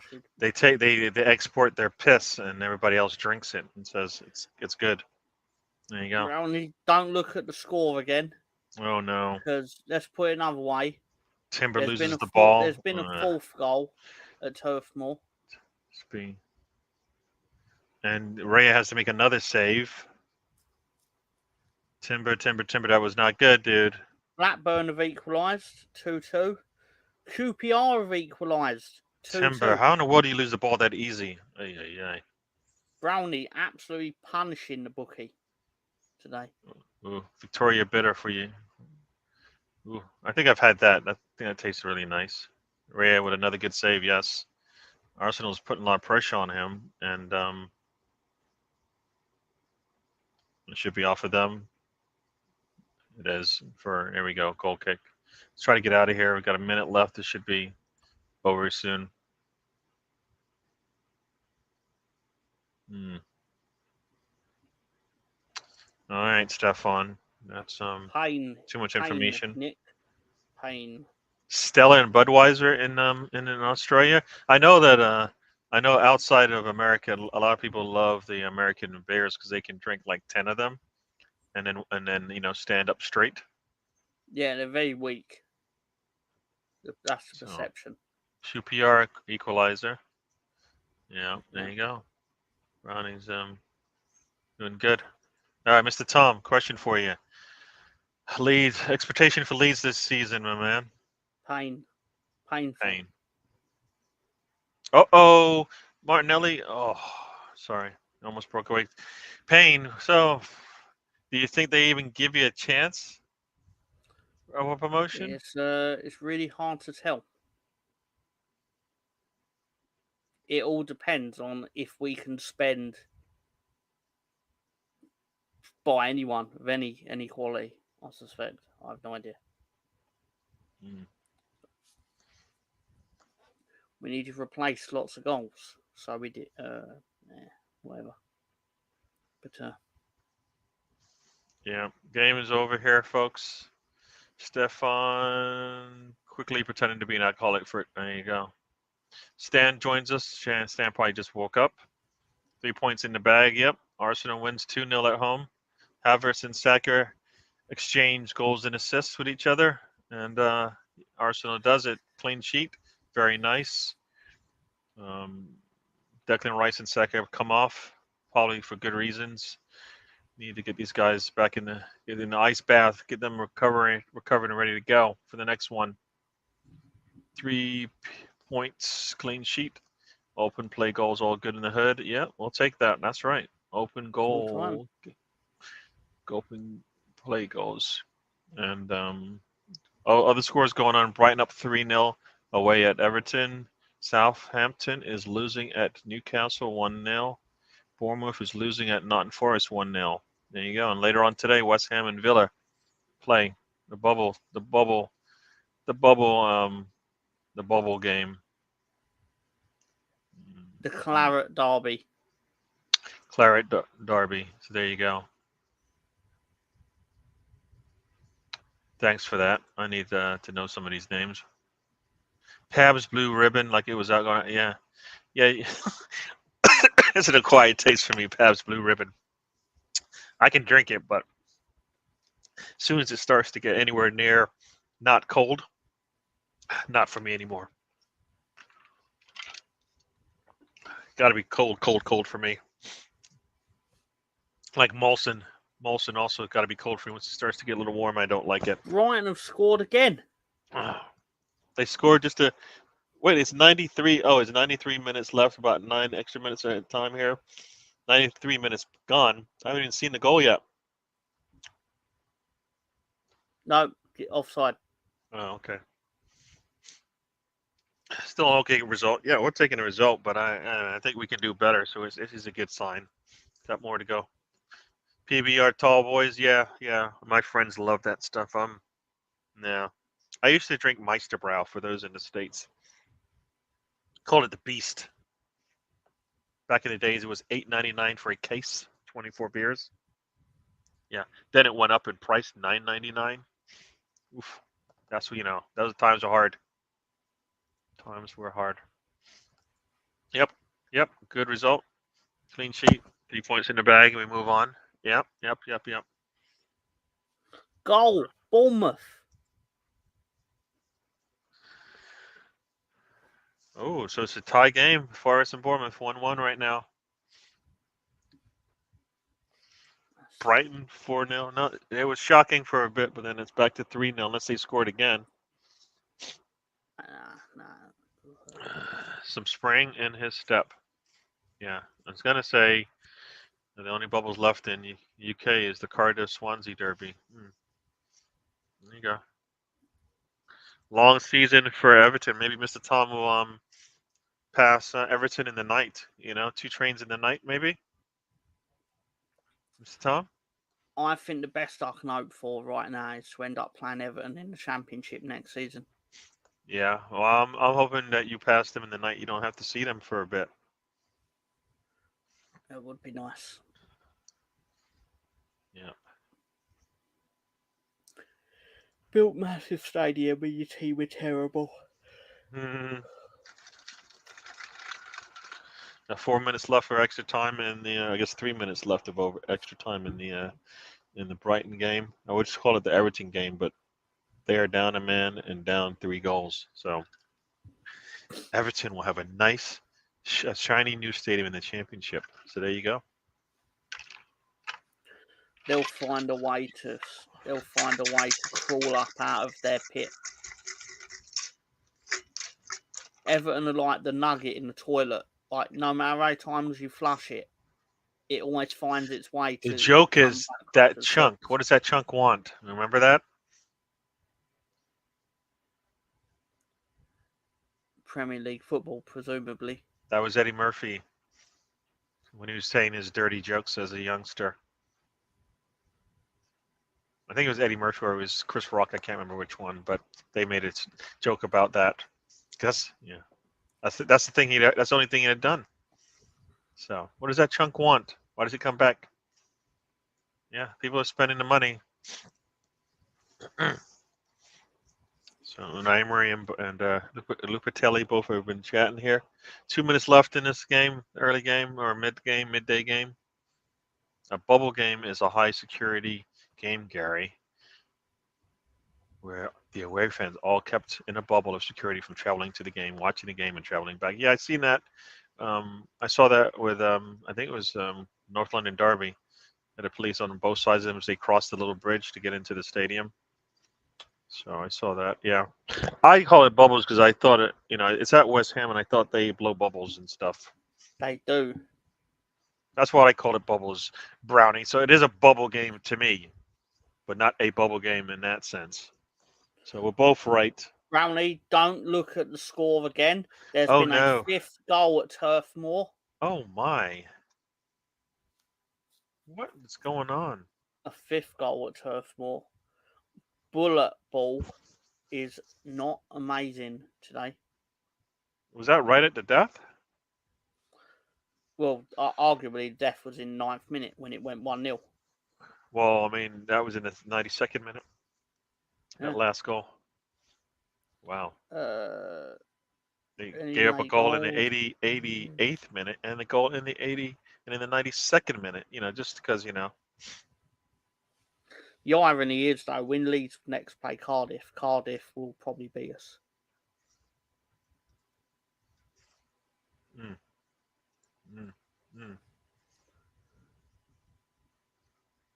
Sam, I don't know.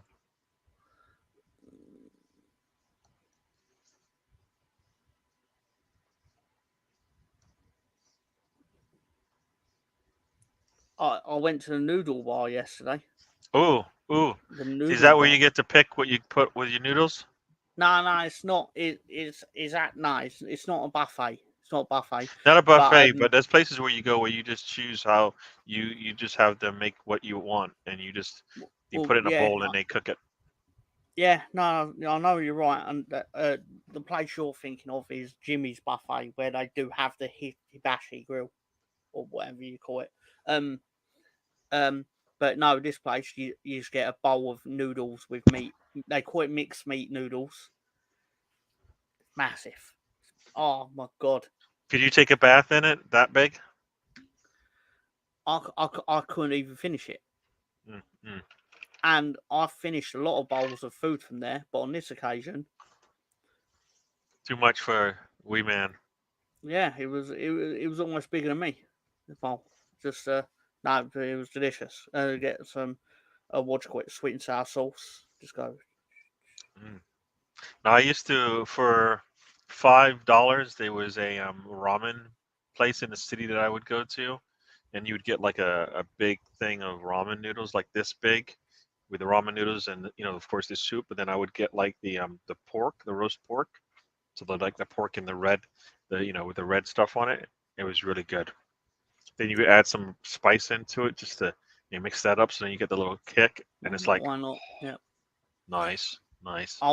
One more thing I'll say related to food. I read an article where basically Subway in America was saying they're telling their franchisees that obviously sales are significantly down. It's like, well, yeah, because you used to advertise that you do a $5 sub, and now that same product now costs $12.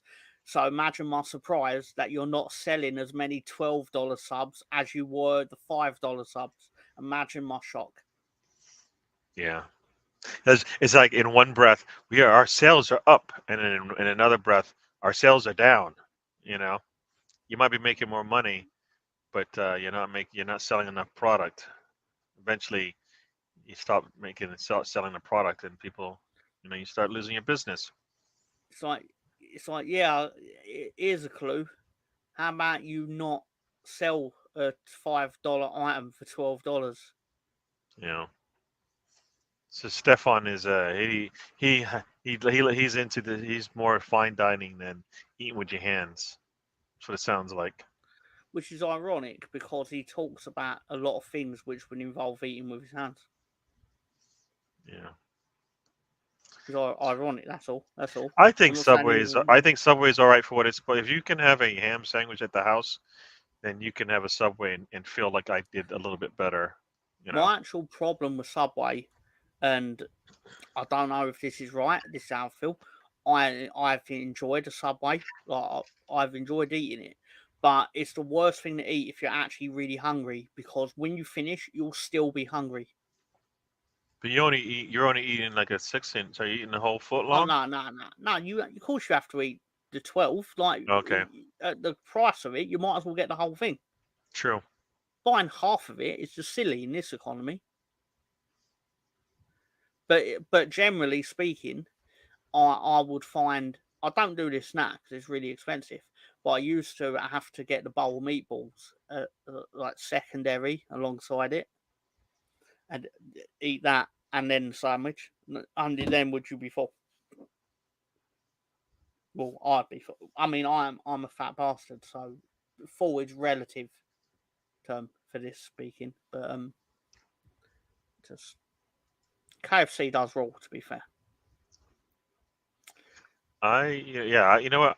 The only reason why I don't go to KFC as much is because Popeyes is closer. I did discover there is a Popeyes about 500 yards away from Noodle Bar. But obviously, I went there to go to the Noodle Bar, so I wasn't going to do a detour to Popeyes. But I may have to try Popeyes because Yeah, I've no, never had it. I like Popeyes. Well, like I said, it's because it's closer. I actually like original recipe. Just the spices and stuff, just really good for me. I'll give any chicken place a try. I'll eat Church's. Bojangles, I think, is really good. They just don't have that many of them anymore. Um, but KFC original recipe. That's me. That's me. Um, Yeah, I suppose I should. I really should try Popeyes because like never had it. But yeah. I mean, I know what it is. It's chicken, but still. We have one here called it used to be called Sam's, but then they changed the name. I think they changed the name to Papa's. Hmm. And they were really good. Like it was well priced. And but you'd get a lot of chicken. Yeah. I'm sure that's changed now, like most food shops. Yeah. So It's here we go. Marseille is up 3-1 at half, and I guess we don't really say his name, but he's scored 2 goals today. So Sorry, who scored 2 goals today? former United player or Manchester player. Let's say that. So there you go. What game are you talking about, sir? The Marseille-Brest. Oh, okay. I mean, I'll say it before Russ Morgan types it, but obviously everyone knows the most well-known match in France is when Nice play Brest. True. Because then all the memes start coming out. Very true. True. And yeah, Mason, yeah, you're right. 2 goals. One was a penalty though, which makes sense because he should be under a severe penalty for what he did. Mm-hmm. But anyway.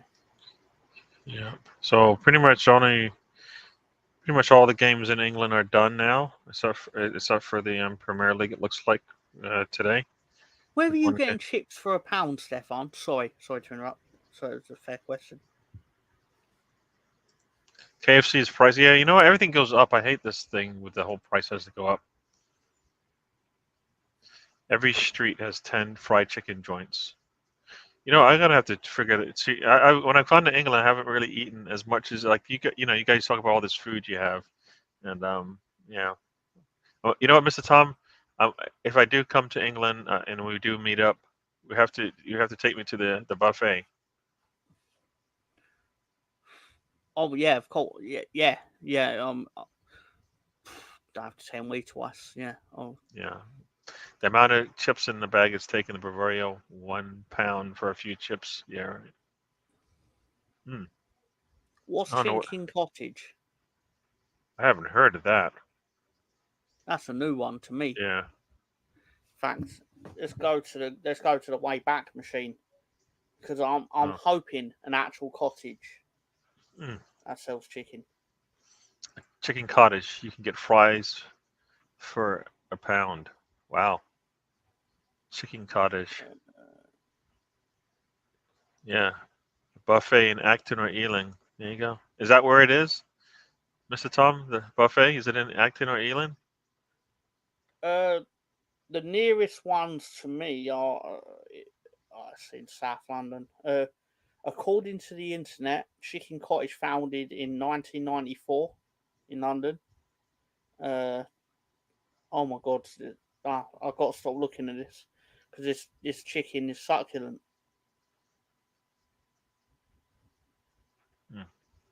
Oh my god! No! Need to get out of there. It's making me hungry. For anyone who wondered, Bradford finished 0-0. None of you did, but still. You would have thought Brighton the top of the table, huh? Maybe, Mr. Tom, Everton will be the Southampton of the 24-25 season. Yeah, hopefully. Is that right? Or is it Sheffield United? Sheffield United. As Nick quite rightly points out, you have now been knocked down into third. True that. That's why I said we had to win 5-0 today. Tell a lie. You are second, according to. Maybe it's alphabetical, you know. Yeah, according to live scores, it goes Brighton, Arsenal, Liverpool, Man United, Newcastle, and then the rest South of the Woodford, losers. Mr. Tom. That would have been on the way to my college. You went to college? I went to university, sir. Which university did you go to? The same one as my college. Well, I don't know either one, so let's try. Why don't you just tell me the names? Epping Forest College. But then they did the courses for the university course in the college, which was really handy. So, sorry, Russ always ignores me when I roast him with a little cap wearing slack. That's wonderful, wonderful. Russ is Right, dog walking. He's out with the dog's wife's got him out picking up the crap. of course. Oh man. Well, Russ gets real opinionated when he's dog walking. oh, is that what it is? He gets all bold. He's got the dog with him. Yeah, gets proper bold. He says things he'd never say in front of the wife. Or maybe he would. I don't know. I'm not an expert. He's actually at home as he's too hot for dog walking. Oh, look at that. Fair point. Fair point.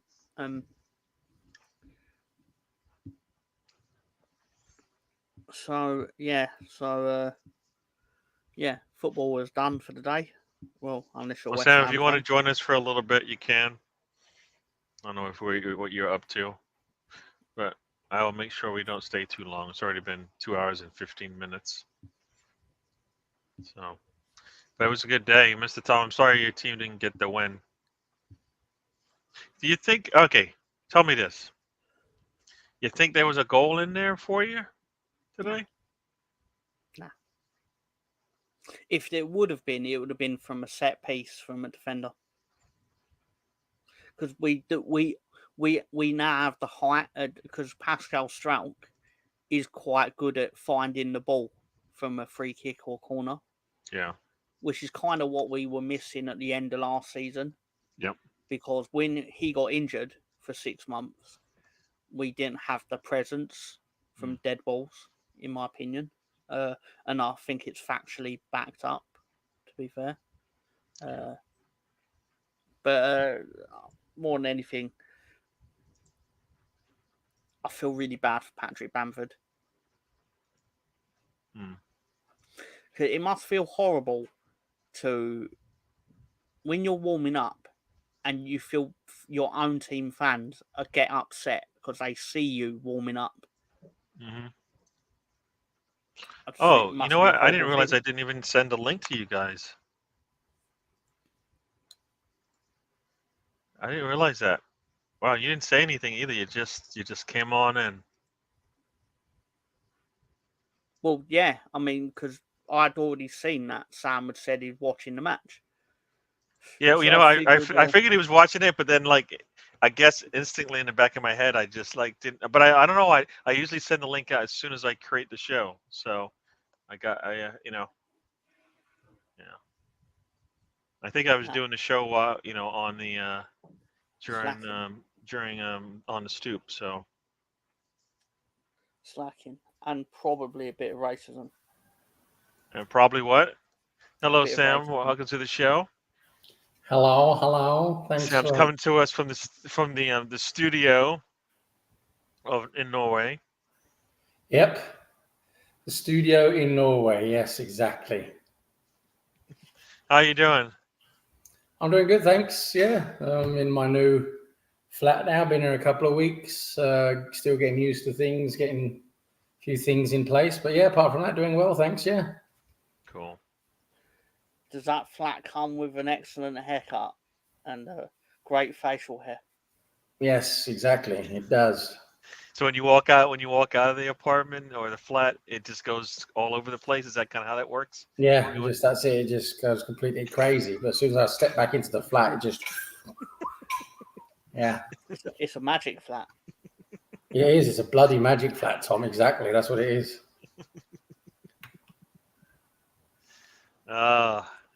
So what do you make of the performance, Sam? Well, I must say, I mean, considering it's the first game of the season, you know, there's always a little bit, you know, the players aren't exactly in form yet. You know, their legs aren't exactly ready yet and all that. No, I thought for a first game of the season, I thought it was pretty good. I mean, we made some mistakes, as you're always going to do early on. But no, I mean, a tidy game, clean sheet, 3 points, 2 good goals. Nice to see Havertz score a goal, get him going, get him some confidence. Saka doing as he always does, gets a goal, you know, creates a few chances.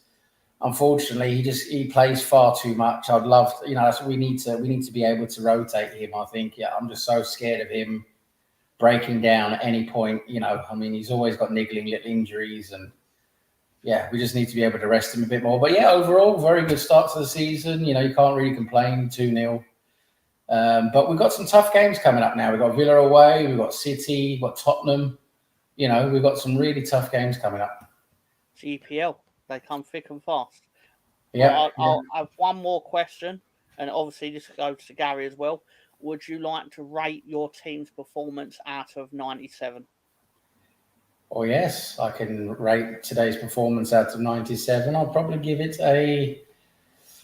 considering, taking the context of the situation, considering it's the first game, we're not going to be in form.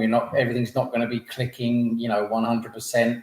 So when you take that into consideration, out of 97, Tom, I will probably give it a 71.7. Wow, I am much nicer than you. For my first instinct was an 87 because I like the goals that we scored today. I like Raya with the saves that he made today. I wasn't too. I didn't like. Look at that! Wow, look at you, Mr. Tom, and Sam. Look at Sam. 73%. Yeah, 73% sounds about right. Yeah, I had them higher, but Well, what would you say out of 97? Well, you know what's crazy is my prediction was a 5-0 win. So the fact that I'm giving him an 87 seems a little too high. And the reason why it was 5-0 is because that's the level that I think we should be at. Yeah, I mean, that's the level that would be a perfect game, I think. So repeat the score, please, Gary. Sorry, no, I said it on. I said it. You said it like 5-0 is what I had predicted today. All right. No, I mean, give the score out of 97 points. What's your performance score out of 97 points, Gary? Initially, like I said, my initial thoughts were 87, but okay, I'm going to go with the 80. Wow. Okay. Gary, you make no sense to me. You really don't. I must admit it. Because during the game, you're criticising everyone. Havertz doesn't score enough goals. This guy does that. This guy does that, and then you rate that. Then you rate the game like we just got into the final of the Champions League or something. 82.47, very, very, very high. Russ, if you won't mind, I will happily judge the movie Borderlands. Yeah. Just want to say hello to everyone. I'm going through the game, so you're going to get all my ups and downs, but then I can analyze it afterwards, right? Yes, Gary. Yes, Gary. Don't worry. Don't get your tits in a twist. No, you can't just come at me and then I respond and you go, no, calm down. I can come at you any way I want, Gary. Any way I want, I can come at you. Scare me, Mom.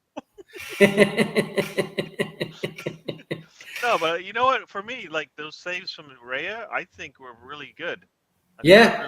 He saved our bacon today. I mean, those two saves were, they could have been goals. So yeah, he definitely saved us. I think defensively we did look solid. I mean, Saliba gave the ball a lot away today. He's not really ready yet. He needs, I think, another game or two to get into, a little bit of consistency in form. Today, I'll take that as a bad game for him. Today is a bad game for Saliba. Definitely, he was one of our worst performers today, no doubt, in my opinion. But yeah, overall we look pretty good defensively. I mean, there were those two shots that Raya saved, but you're going to get that in every game. I mean, it's very few games you're going to go through 90 plus minutes where the goalkeeper's not going to make a qualified save. That the football's just like that. The other team is going to get a chance, and then it's about saving it, stopping it. That's how you win a game. And when it doesn't happen, unfortunately, the other team scores and maybe you don't score, enough goals. That's football, right? So, but overall, you look at the performance, and I think today is definitely okay considering it's the first game. Some players look better than others, of course.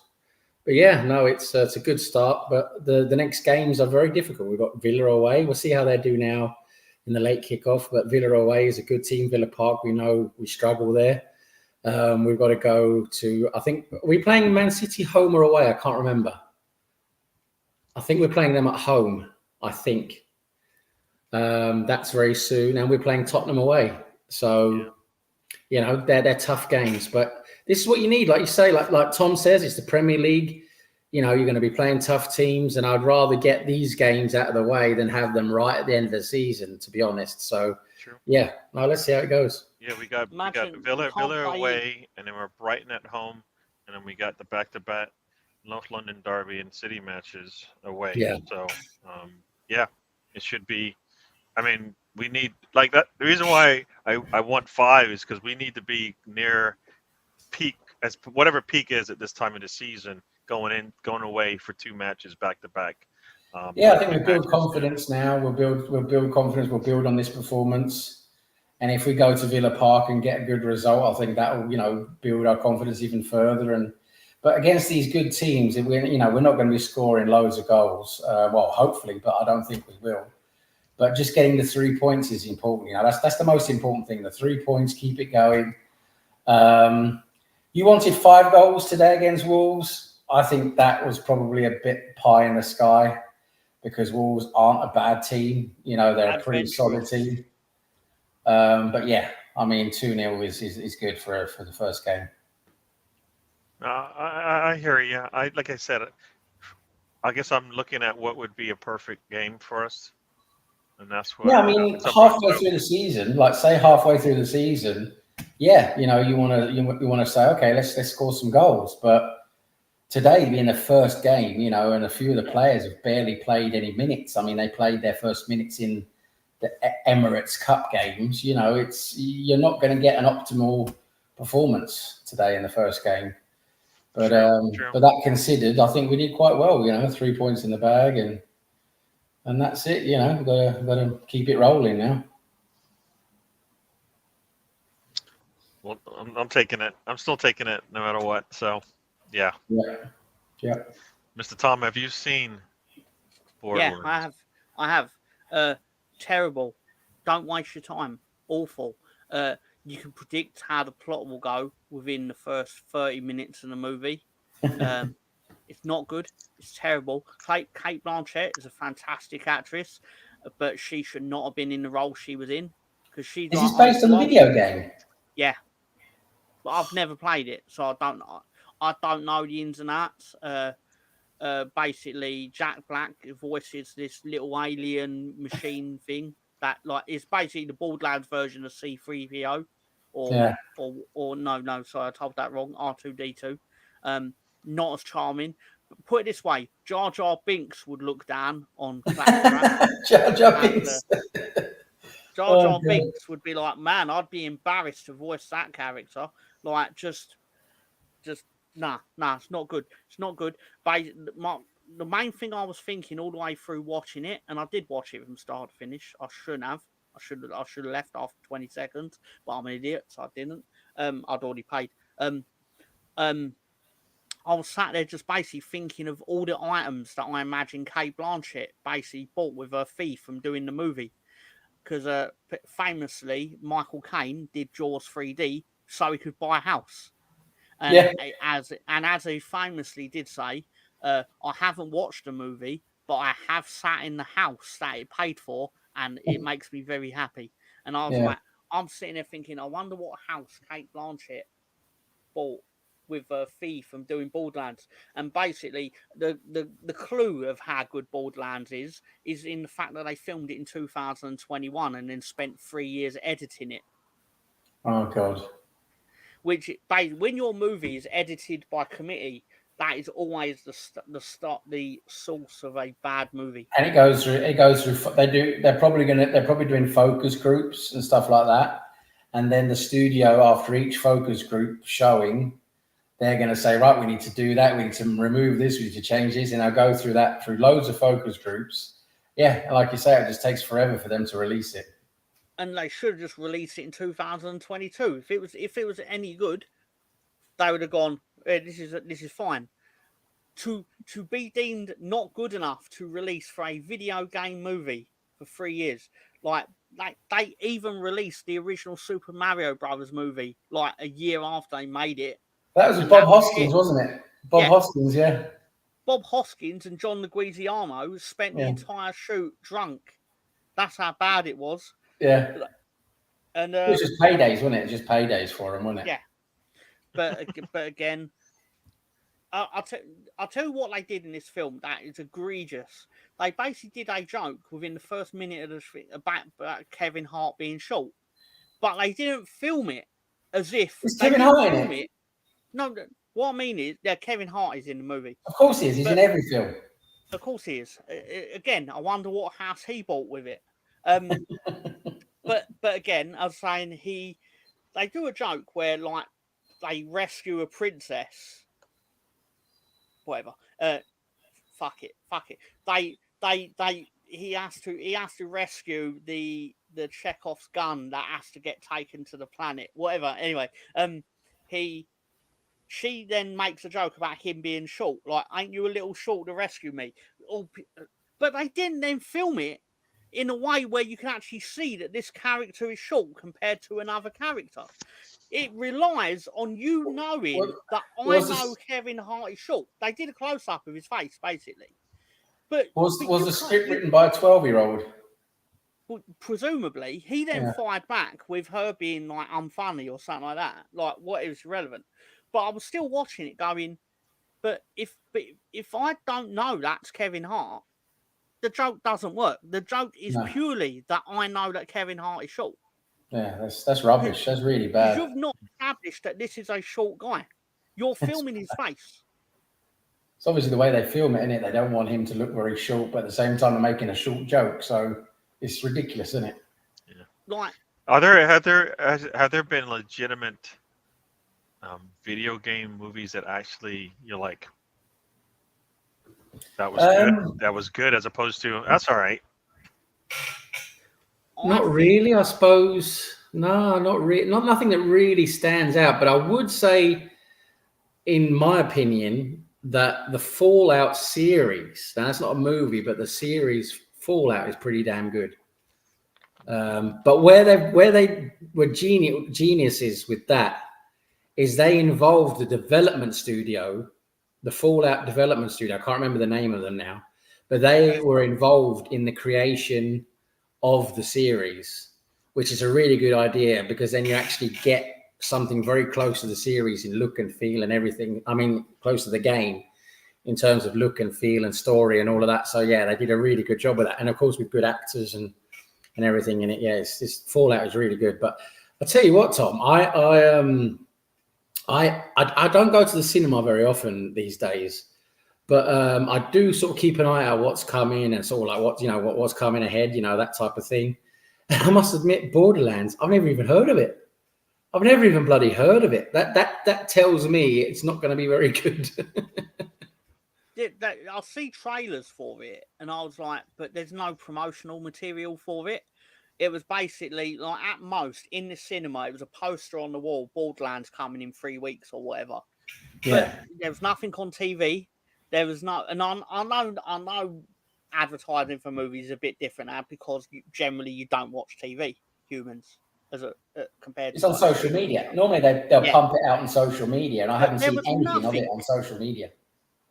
To be fair, to answer your initial question, Gary, I would argue the Super Mario Brothers animated movie that came out last year, if it was last year, I would argue that is very good because it's what the actual Super Mario Brothers movie of '93 should have been. Just make a cartoon movie about Mario.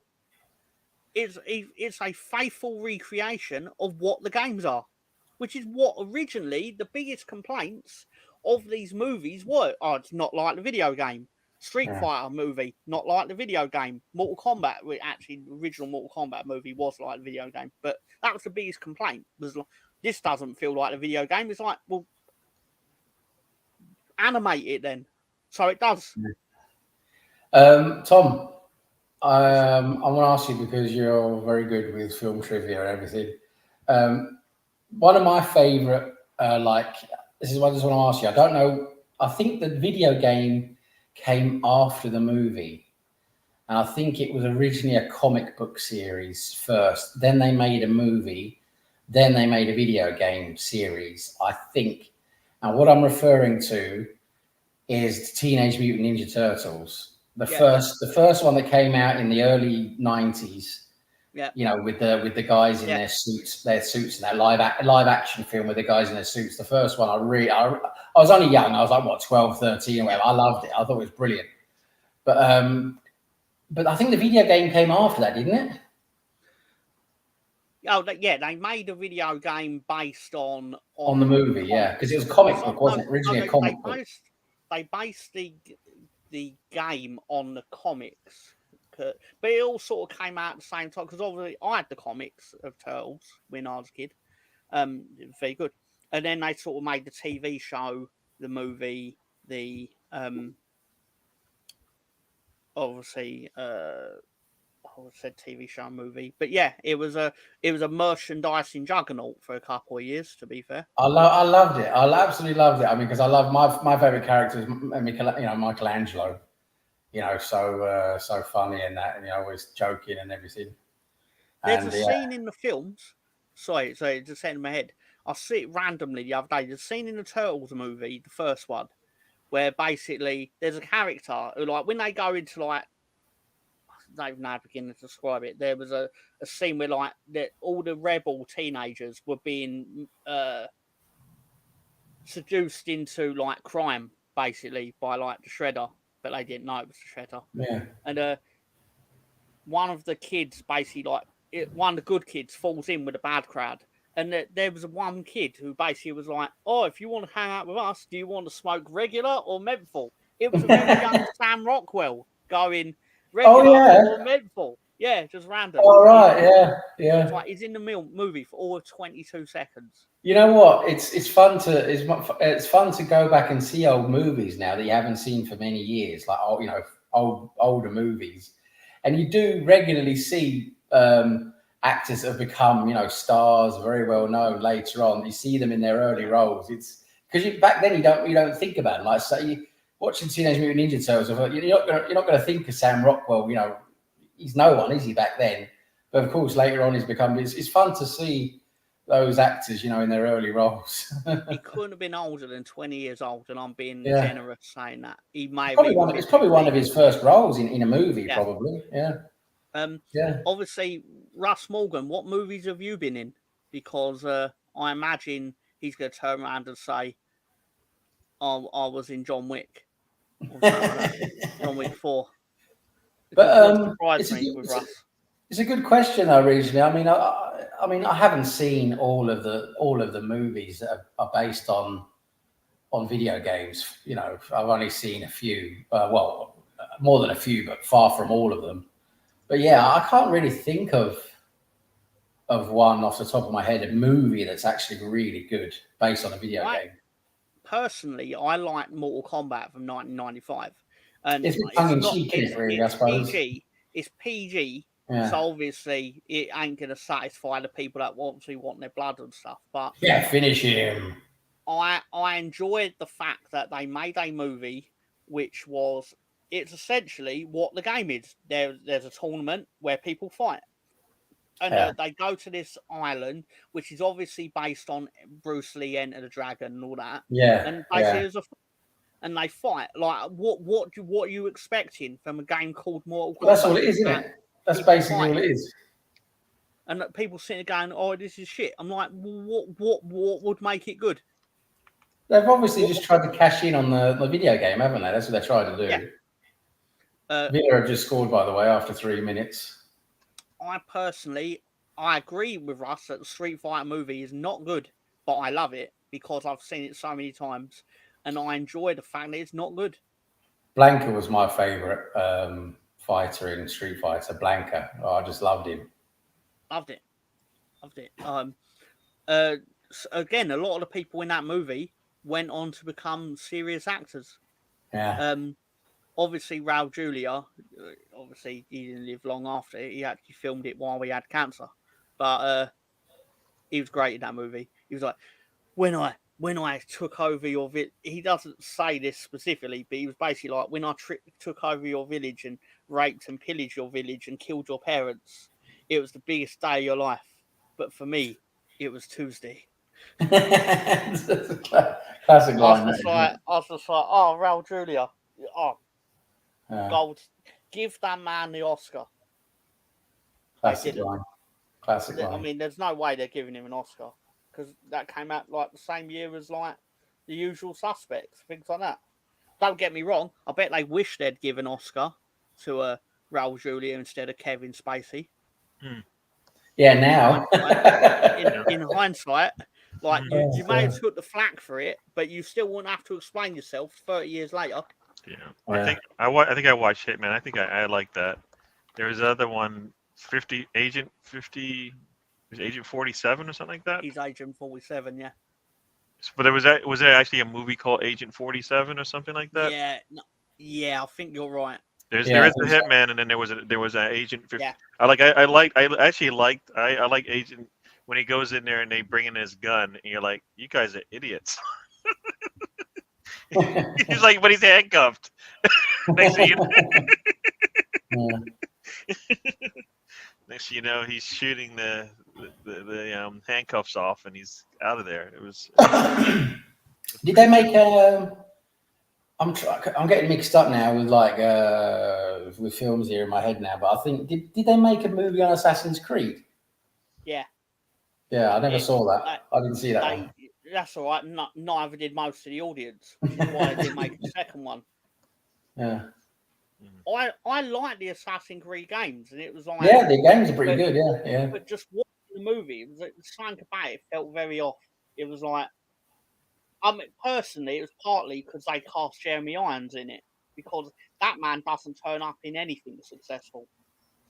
Jeremy Irons is a very good actor, but he makes many poor decisions, doesn't he, in terms of the roles he chooses? And I thought he was all right in the Die Hard movie. 3. He was good in that one. Legality of the New York Police Department. He was very good in was it Margin Call as well, wasn't it? That one about the the stock market crash. The stock market crash, the financial crisis. Yeah, he was very good in that as the head of the bank. But my favourite Jeremy Irons thing that he's ever done is not even something that he did, is when Lisa Simpson was asked to make an anagram out of the word Jeremy Irons, and she basically said Jeremy's iron. She moved the S. I was like, yeah. Yeah, it's an easy one. It's an easy one. You take it, don't you? You take it. Yeah. It was very good. I was like, yeah. All right, I'll give her that. I hate that 8-year-old girl, but yeah, that was good. Jeremy Irons was good in the. I think there was a series he was good in as well. I only saw a couple of episodes because it wasn't really for me. But the Bourgeois or something, wasn't it? He was pretty good in that. Ironically, they were in the Assassin's Creed games, the Borgias of Rome. But I like the Sonic the Hedgehog movies. I'll tell you what I really did like. If you can only see it in England on Paramount Plus, but the Knuckles series spin-off, because the Knuckles character is really serious.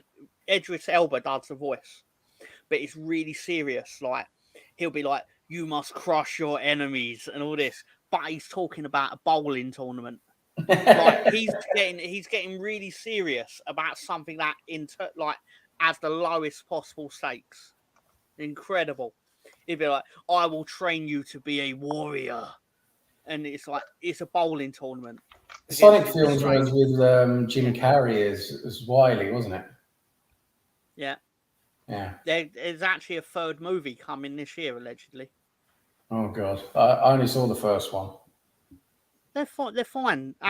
In my opinion, they're fine. Like, again, they're entertaining, aren't they? They're entertaining.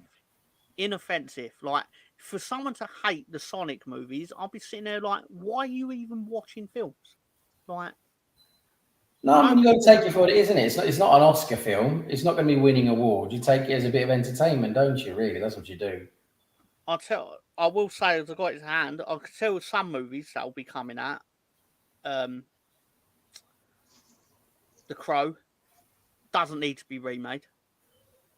No, they're using what's his face, aren't they? The guy he's popular at the moment. Yeah. What's it? Skarsgård, something like one of them. No, it's not Skarsgård. It's another one. I can't remember his fucking name now. Is the villain from John Wick 4? Yeah, I can't remember his name. He's been in a few films lately. We've got Blink Twice, which is Channing Tatum, I think. Obviously, the Joker sequel, Joker 2. Yeah, it's Lady Gaga in that, isn't it? Yeah, Harley Quinn. As Harley Quinn, yeah. Mel Gibson's back from Hating the Jewish with a movie called Flight Risk. Right. Starring Mark Wahlberg, because of course he is. Mark Wahlberg, eh? Mark Wahlberg, eh? From Boston. Mark Wahlberg's back. Speak No Evil, which is basically James McAvoy being really creepy from what I've seen. Yeah. It reminds me a bit of that Split, doesn't it? Yeah. I enjoyed Split and Glass. Yeah, Split was pretty good. And Unbreakable, of course. Yeah. M. Night Shenanigans. Yeah.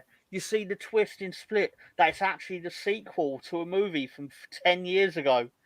Very you good. know what? Very good. M. Night Shenanigans, as I call him, he started off so well, didn't he? And then basically they were like, okay, you're so amazing, you can just do what the fuck you want. And he basically started his own studio and like, yeah, fuck it, I'll do my own stuff. And he just did the craziest shit. That Lady in the Water. The Happening. I know you love The Happening, but I mean, Jesus Christ. The Happening is one of few movies I really wanted to leave, but I was with my girlfriend at the time, and she was like, "No, we can't leave. We've got to watch it. We fucking paid all this money." I wanted to leave. It was terrible, and he's made a few other terrible. I haven't really seen all his films since because he just completely put me off with the garbage he was making, but. He started off so well, didn't he? I know he had that one Indian film that no one saw. It was just an indie, got him sort of on the map type of thing. Then he did Sixth Sense, Signs, The Village. I actually quite like The Village. I know a lot of people didn't really like it. I quite like The Village. But then from there, he just went just took a dive off a cliff. I think a lot of his movies, he began getting a reputation. He has a massive twist at the end of all his movies, which then means you end up looking for it. Yeah. So then when it occurs, you're not shocked because you've spent the last 40 minutes thinking about it. And Lady in the Water was actually a recurring. It was based on a recurring dream he had as a child, and he was like, "Oh, that's pretty interesting. Let's make a movie out of that." If I made a movie based on recurring dreams I had as a child, basically Pamela Anderson would be in a lot of trouble. I was going to say Salma Hayek is. Oh, she's going to be put through her paces. If I get to Salim Hayek. Well, so yeah, not to talk about Russ's Salim Hayek. Yeah, the kebab shop owner down in Slough. Yeah, so Saliba, I think when he plays, we win. So. He's won his 50th match. He's only played in 66. So if we get that turnaround from him this season, that'll be nice. Yeah. So there you go. That's a little Saliba risk. You win 45 out of 35 matches. You're doing good, I think. Oh yeah, he's a key component to our defense, isn't he? So defense wins your games. Yeah. Yeah, what is this? Stefan had one thing. City got a nice, easy start. Yeah. When don't they? Well, Chelsea can be, we don't know. It's a mixed bag, right? Who knows what Chelsea's going to show up. Chelsea is just a complete mess. I mean, they've got, 150 players in their squad? 51. I know that's 51. If we're going to do this show, you're going to have to be a little bit precise with your numbers, all right? 151, all right? Get it right this time. 151. They can only choose 26 of them for the official squad. They must have at least 3 times that in the reserve squad. I mean, Jesus Christ. I mean, Chelsea are just an absolute mess, aren't they? I mean, they're run by Americans who think it's the NFL. I'm so glad I'm not a Chelsea supporter. Yeah. They're giving 6, 7, 8, and 9-year contracts. They gave Carlton Palmer, was it an 8-year contract, whatever it was? It's like, how can you give a football player an 8? I know it's obviously to try and get around the financial rules and all of that, so you can stretch out there's money in your calculations and all that. It's definitely to do with that. But you're actually giving someone an 8 or 9 year contract. You know, they're footballers. They can completely lose form after 1 or 2 seasons. It can be completely crap, and they're stuck on a long-term contract. And they're just going to do a Winston Bogard, aren't they? And just like, no, I'm all right here on my 250, 300K a week. I'm not going anywhere. You know, and you're stuck with them for another God knows how many years. I mean, it's the thinking of it is just absolutely crazy. It's the arrogance of thinking that it's not going to bite you on the arse. But it probably won't either. I remember. Which upsets me even more. Sorry, Sam. No, it's all right, Tom. Sorry, I interrupted at the end there. But I remember so well that, you know, the absolute maximum you gave a player, and that was a young talent you really wanted to keep and, you know, show them that they're special. The maximum you'd give them was a 5-year contract. I remember thinking a couple of times, you know, I've seen 5-year contracts given previously going back some years. I was like, you know, 5-year contract. Wow, that's a long contract. I mean, you were lucky to get a 3-year contract. Most players, you get a 2-year contract, but a 3-year contract, and you were doing well. That you're lucky.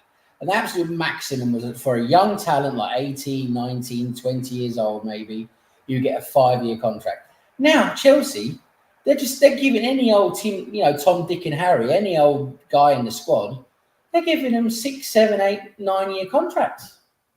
It's an absolute joke. And you know what happens is teams bail them out. I mean, was Havertz worth 65? No. But did they get the money they wanted for him? Yes.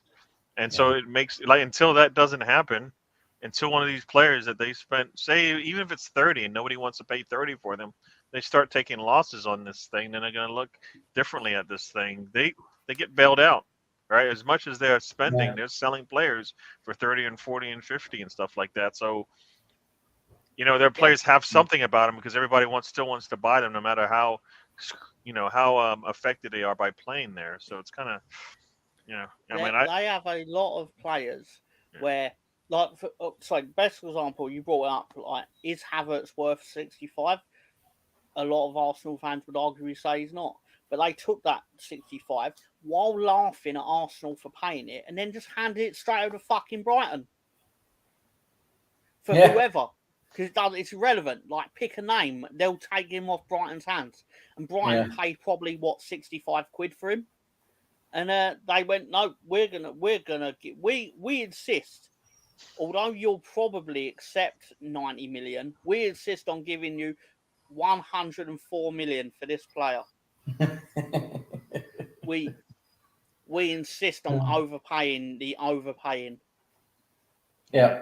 Talk about 100 million kind of, you know, wasted there kind of thing. There's no way he's worth that. I mean, I think even if he plays at his top peak, it's not worth 100. Right? Like, I don't even know what his peak is, but, you know, as far as a midfielder goes, right? I mean, Rice looked much better. Yeah. So, you know, he has to play that much better to make it worth his while. And will he ever get there? I don't think so. I'd love to know if I don't know any PSG fans, but I'd love to know if they feel Neymar was worth the 200 million that they paid. Oh my God. For me, Neymar, I don't care what anybody says. For me, Neymar is one of the most overrated footballers that there's been the last 10, 15 years. I mean, comparing him to Messi and Ronaldo is an absolute travesty, in my opinion. Because Neymar, all he is a step-over merchant. If he's not rolling around on the ground like a fucking roly-poly, the guy spends more time horizontally on the grass than he does standing up. He's a very skillful player.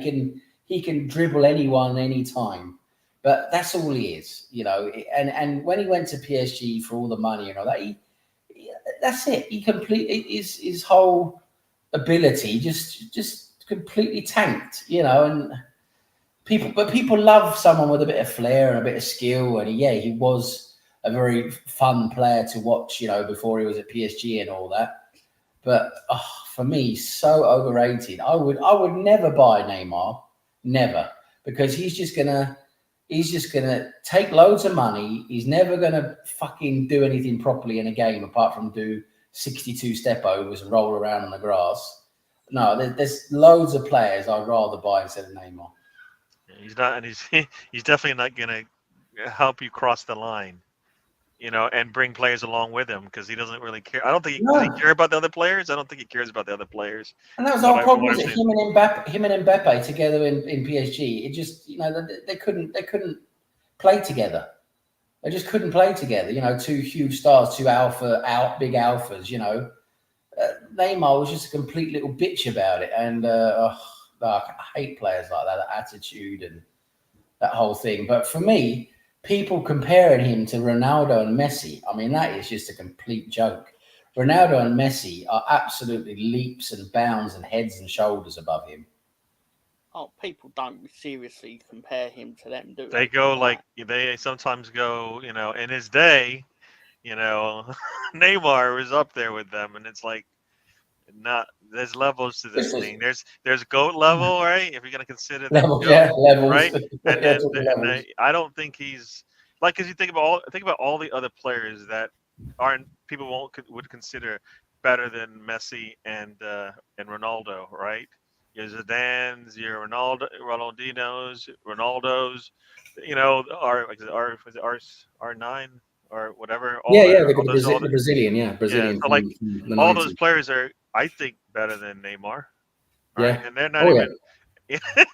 Well, but there are people out there, Gary, that will sit there and go, "Oh, but he won the Champions League." Yeah, but so has Luke Chadwick. Like, it doesn't mean anything.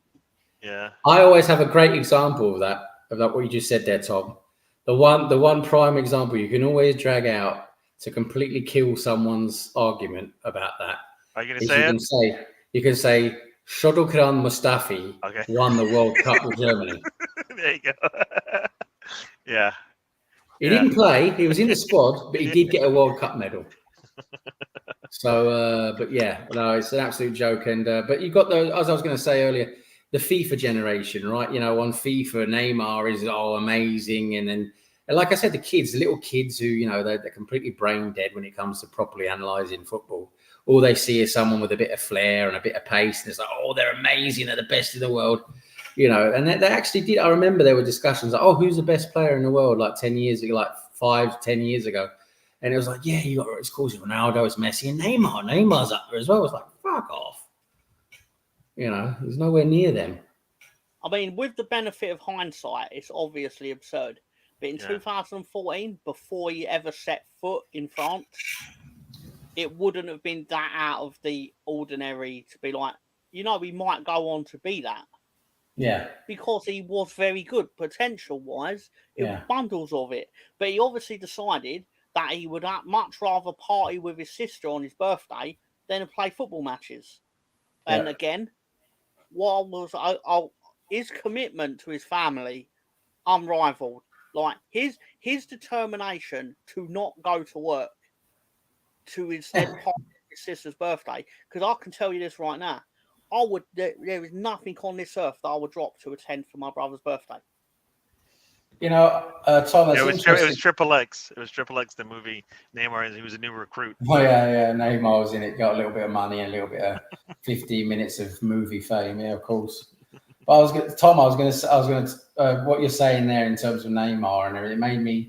It made me think about something I've thought about previously, and I'm going to bring up a theory here now. It's a bit controversial. Some people probably a lot of people probably disagree with it. All I'm going to say is Brazilian players, right? For me, I know this is going to be controversial. For me, Brazilian players are lazy. Very lazy players. They're very skillful. There's so much inherent skill in the way they're brought up in Brazil, because in Brazil it's all, you play the street football, you play with you play with tennis balls, you play with the fruit. That's the way they grow up. But then they're so amazingly skillful the way they grow up with the flair and the skill, and but they're lazy, really lazy. And so many Brazilian players you can think of who were like big stars. They got to a point where they were like, oh yeah, I'm really good. And then they just completely went off a cliff and disappeared. You know, like remember Adriano? I know he had like mental health problems. There's something to do. I think there's something wrong up here in his head. Yeah. Adriano was an amazing player. I remember him for AC Milan, absolute world beater. And then all of a sudden he just disappeared. He couldn't play football anymore. And then you had some of these other Brazilians. There was always complaining about them. They never trained well. You know, they were never really good in training. But of course, on match day, they would show up and do well, and they trained really poorly. Ronaldo, R9, the Brazilian, amazing player, but he got to, what was it, like 32, and that was it. He didn't bother anymore. He just became fat, and that's it. Just went on the beach and shagged a bunch of supermodels, and he's still doing it today. You know, God bless him. But you know, it's a thing, that recurring thing with Brazilians. I think it's they have a lazy culture, even though they're brilliant. You know, football. You watch it in the when they play for the, you know, when it's when they play for the, you know, they put their national, you know, their shirt on and they play in those international games. You're like, Brazil should be managing this game, seeing this game out easily. They're struggling to score, getting beat defensively, and you're like, that shouldn't happen, because we've seen all those players for Brazil play individually on their own clubs, and you're like, some of the best in the league play together, and you're like, that should be like a super team, right? Nope. Exactly. Nope. And the last 10 years or so, Brazil haven't been very good at all, really. You know, of course, they still win games, and you know, but compared to what they used to be, they're not the same level. You see, they're struggling a lot with that. But yeah, no, Brazilian players, you know, there's something there. They have a different attitude to, you know, the training and, you know, the effort that has to go into it. And yeah, just thought about it. And one last thing I just want to say on that, just to sort of solidify what I'm talking about. There was not a testimonial, there was a charity game a few years ago here in Norway, where it was like a commemoration of the Norway-Brazil game that Norway beat Brazil in the World Cup in France in '98 in the last group game, so that Norway qualified. They won on a penalty kick in like the 85th minute or something like that. And Norway then qualified from the group stage in the World Cup for the first time ever. But they had a few years ago, they had like a charity game where they got those same Brazilians, that team, back to play here in Norway at the National Stadium against that same Norwegian team as they are today. You know, of course, much older and everything, but they had a great charity game. And anyway, the thing is, of course, there was loads of behind the scenes stuff, you know, with the TV and all that. And the thing was, they went into the changing rooms at half time, right? I was in the Norwegian changing room, right? And all the players are there, deadly serious, you know, like, I mean, of course, there's a bit of banter that, you know, because there's a charity, but they were, you know, serious. They were like getting the physio to give him a massage. They were eating fruit, you know, it was all, you know, what you sort of expect to see. And then they went into the Brazilian changing rooms. Ami cigars. And they were smoking cigarettes and cigars, all the players, and they were drinking beer. And they were just completely like, you know, just having a complete laugh. And that's what that was like now, you know, basically. And it just shows you the difference in culture and approach, you know. It was really funny, you know. It's good. You know what also it is for me, I think, and this is because my dad will tell me this, like playing for the West Indies cricket used to mean something, and now not as much. Now those players, you know, like just because you like that Brazil shirt, you put it on and you expect, you know, Superman to come out, and that doesn't happen anymore.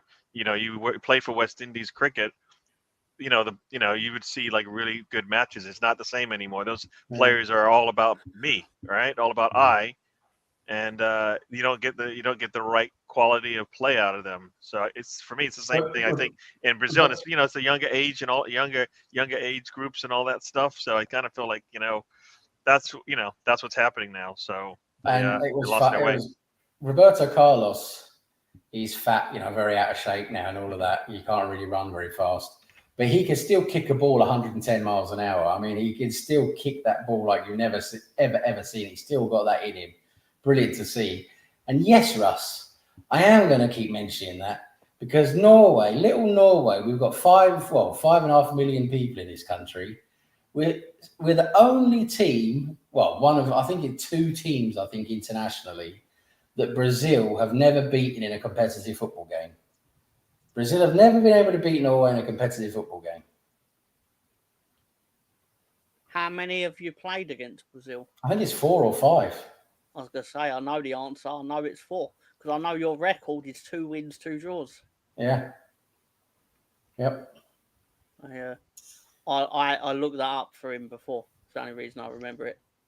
You see, Russ, you're wrong again. You're wrong again, mate. You're wrong again. It's not just once. My thing with Brazilian players, and it's not really their fault. It's our fault. It's the perception of the wider football community, where if someone comes to Brazil, they are obviously going to be great at football, so their value is a lot higher than it would be if Carlos Dino happened to be named Colin. His value would be 10 times what it was if your name is Roberto Carlos Dino Ferenzi, whatever. Yeah. It's weird. It's just weird. Yeah, you stick an HO at the end, and that's it. Your value goes up about 10 times. And people just magically assume you're going to be amazing. Like when Leeds bought a Brazilian player, in let's say 10 years ago, we got him on loan. His name was Adrian. And because he's Brazilian, everyone at Leeds, like the fans, immediately got these metaphorical erections. Like, oh my God, we've got a Brazil player. He's going to be amazing. Do you know what he actually was? He's most known for diving. There you go, Sam. Just so that it's always there.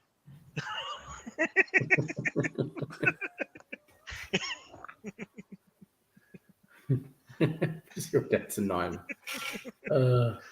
He actually has a dive where he looks like a dying swan. Like there's actually gifs of it. But actually our first Brazilian was Roque Jr., World Cup winner. Yeah, he has worn the white shirt. He played on loan from, I believe it was AC Milan. He played 4 games for Leeds, conceded 16 goals. You said white shirt. I thought you meant he played for that North London team. 16 goals? Yeah. Bloody hell. Yeah. He might have played 5 games. I know he scored against Man United in the League Cup game. Mm-hmm. That we obviously lost because we were shit. But, 16 goals. I'm pretty sure it's 16. I remember the name. I remember Roque Jr. the name. I can't remember what he looked like. Well, we bought him 2 years after he won the World Cup. So we're assuming getting a respectable Brazilian defender, World Cup winner, and I'll read the Leeds portion of his Wikipedia article. Okay. We actually got him the year after he won the Champions League as well. So he won the World Cup, then the Champions League. There was excitement at Ellen Road when Peter Reid bought Roque Jr. to Leeds on loan, but it was short-lived as the team conceded 25 times. Sorry, it's worse than I thought. 25 times in his 7 appearances, failing to win and suffering 6 defeats, with Roque Jr. being sent off on his home debut against Birmingham City. However, he did score 2 goals in a League Cup game against Man United. Leeds lost 3-2 in brackets. But his spell at Leeds was not considered a success. I wonder why. Wasn't it now? 25 goals. Yikes. What? You know what they say? You can do it in AC Milan, you can do it in Brazil, but can you do it on a wet night in Leeds? Obviously not. Outrageous. God, that's pitiful. That is 25 goals in 7 games. I suppose it's not all his fault, but yeah, it's not good, is it? I remember when he played a game against Leicester on Monday Night Football for Leeds and we lost 4-0. God. And Leicester. I can't even bring myself to blame Was that back when Martin O'Neill was manager? like we finished 19th and they finished 20th. So I'm guessing he wasn't by that point. Right. I couldn't quite remember exactly what year that was. If I remember rightly, he would have sodded off to Celtic at that point. Yeah. But Roque Jr. did an article apparently 3 years ago in the Guardian where he's titled "I won everything I wanted and more." It's like you haven't, you audacious bastard. Yeah. Oh, so you obviously didn't want to win at Leicester on Monday Night Football. Never mention Norway beat Brazil. Gary, you lunatic. Oh, you didn't see that? I didn't see it till now, no. Oh, so that's why I thought you were looking forward. I thought, because I was saying, how can I get this in there? Because then you don't even have to say it anymore. It's just there, and it'll while up Russ a little bit. But yeah, this has been good chatter. I need to wax lyrical about Norway in the 90s. You know, the team they had in comparison to the small size of Norway was very, very good in the 90s. It seemed like Iceland for a bit was a little would surprise teams. People were like this is like in recent times where they actually played like, and I believe they played out of their skin. They were pretty good. They beat England, didn't they? Yeah. They beat England. Absolute embarrassment for England. So they get you once in a while, right? So yeah. Norway's got it. Like, Norway should only be getting better as it should be easy, for them to qualify for some of these events, right?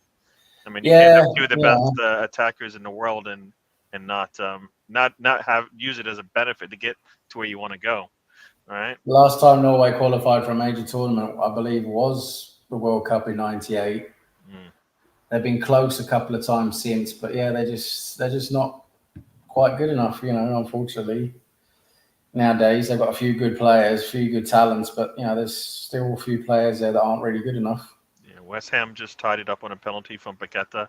Yeah. Paqueta. I don't know. There was a VAR. VAR, I think, got involved, and they ended up getting a penalty for it. So there you go. VAR is working, I guess.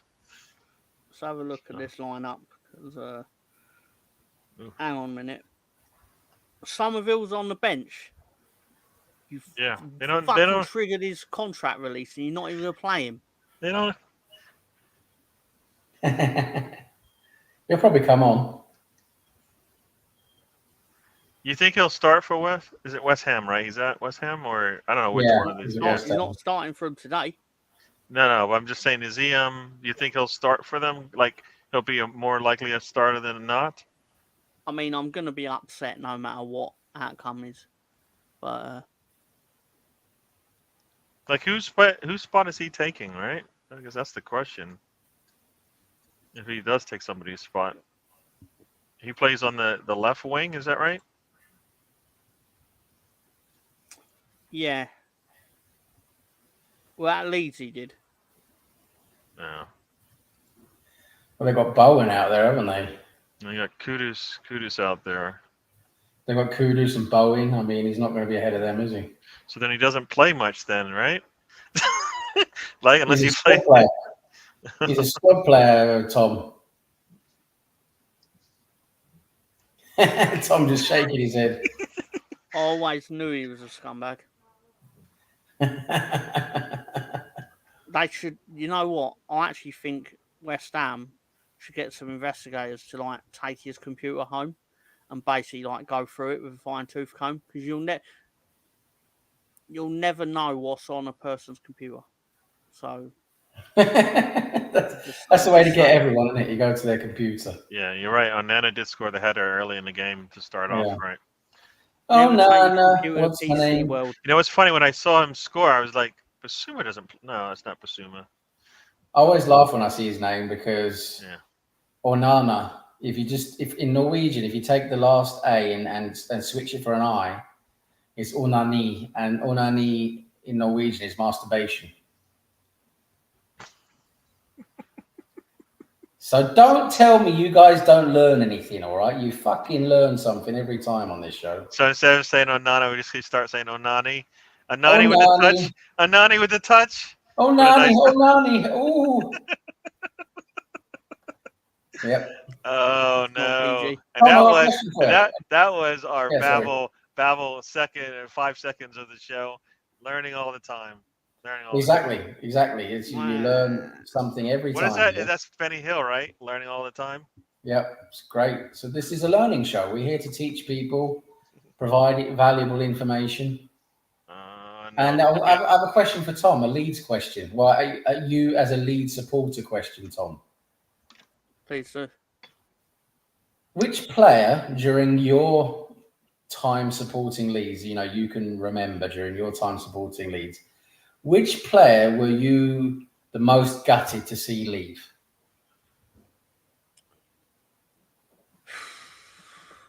I imagine probably Alan Smith at the time because You he was liked at Alan Smith? Manchester Yeah, he was a good United. player. He was a good player.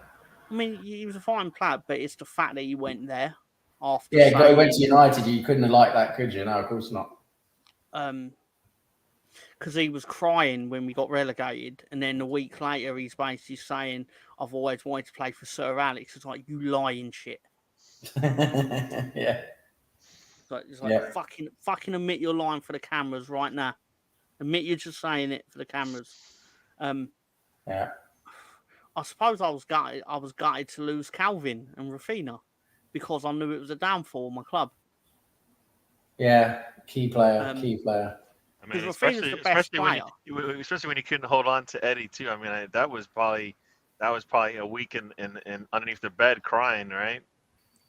Well, to be fair, right, as much as I love Marcelo, he's not without his faults, and basically, he could have done a lot more to keep Eddie.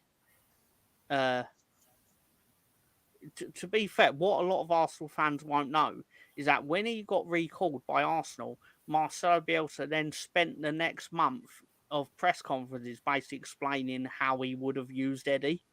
Basically like saying that he was going to play him more and how he was going to play him and stuff. Like, he had PowerPoint presentations and stuff. It's like, Marcelo, he's gone. Like, who are you convincing? It's gone. Like, give up and like move on to the next player you're not going to play.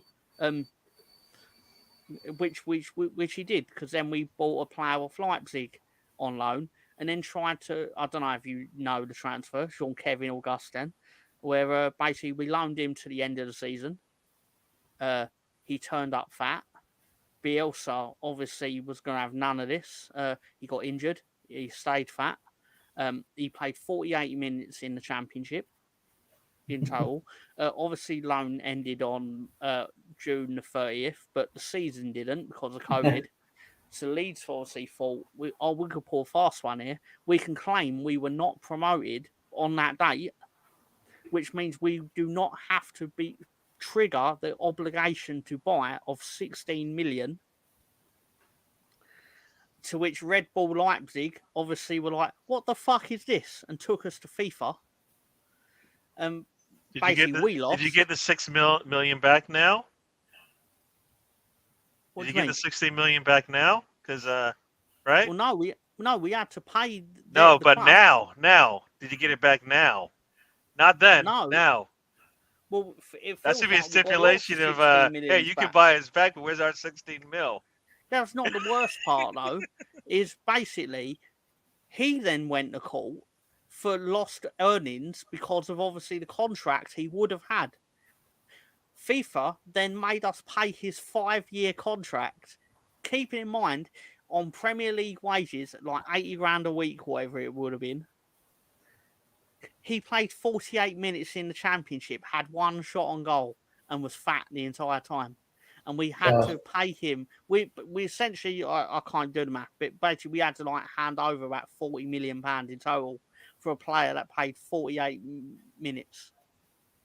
So you're sitting there going, well, why aren't they buying any players? Maybe it's because we made decisions like that don't come without consequences. Failure has consequences. I don't know how many times I've had to tell this to Leeds fans. You don't lose at Wembley in a playoff final and then think, oh, we'll just turn up with even better players next year. It's like, no, you'll be lucky if you even keep what you had in the first place. Pricks. Leeds fans are stupid. They are stupid Leeds fans. And I know there's none here, so I can say what I want, but they are stupid Leeds fans. Unsurprisingly. Yeah. Is it We're the greatest team in the world. Is it true to say that if today's game didn't go as well as you planned, Dr. Leeds was on call and probably on standby and ready to go? Dr. Leeds is never on holiday. Dr. Leeds is always lurking, waiting. He's like stalking. He's like the Babadook or like a classic horror villain. Like he's there waiting. Like he's like under the bed looking out. Like I'm gonna be needed in a minute. He's gonna be under the bed with a boxing glove, ready to punch. The boxing. Oh man. Well, you know what? I'm gonna say we're gonna have to go because I told Sam we'll only be on for a little bit, and that was almost an hour ago. No, I'm fine.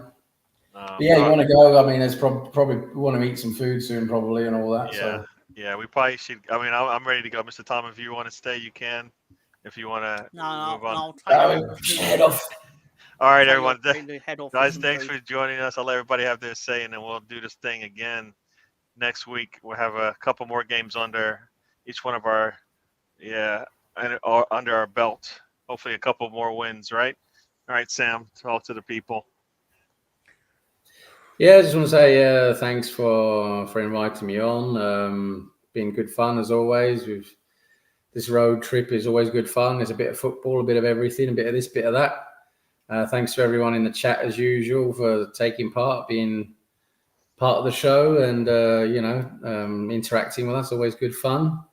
And I wish everyone a great Saturday evening, depending on where you are, and a great rest of your weekend. And I'll probably see you next weekend. True.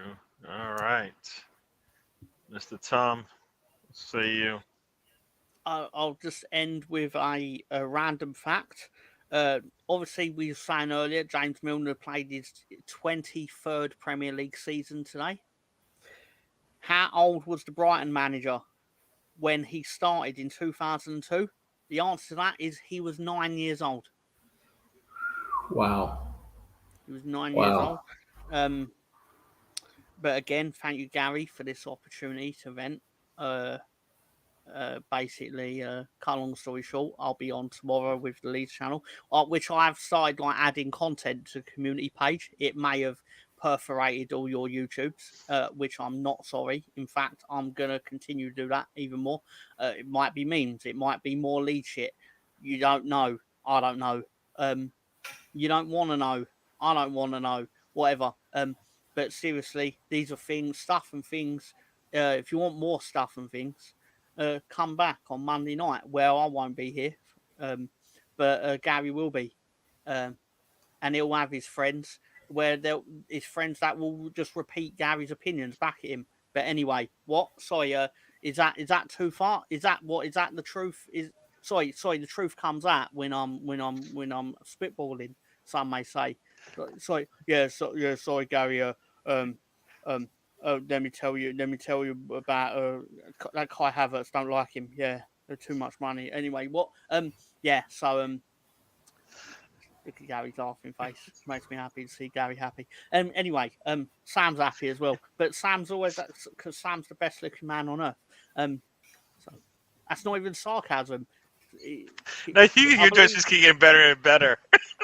I believe the term was glow up. Some may say. Sorry, what's that, Gary?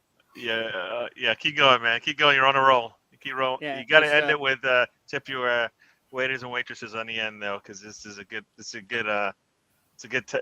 take. Come on, let's go. Anything else? But yeah, in all seriousness, thanks, Gary, for providing me the opportunity to spitball, as I believe some may say. Not me, because I think it's a crap phrase, but I'll use people's crap phrases and then tell them they're crap phrases. But so we've actually got more viewers during the outro than during the last hour. So sorry, I'm just saying people just must be really happy to see us fuck off. But it is what it is.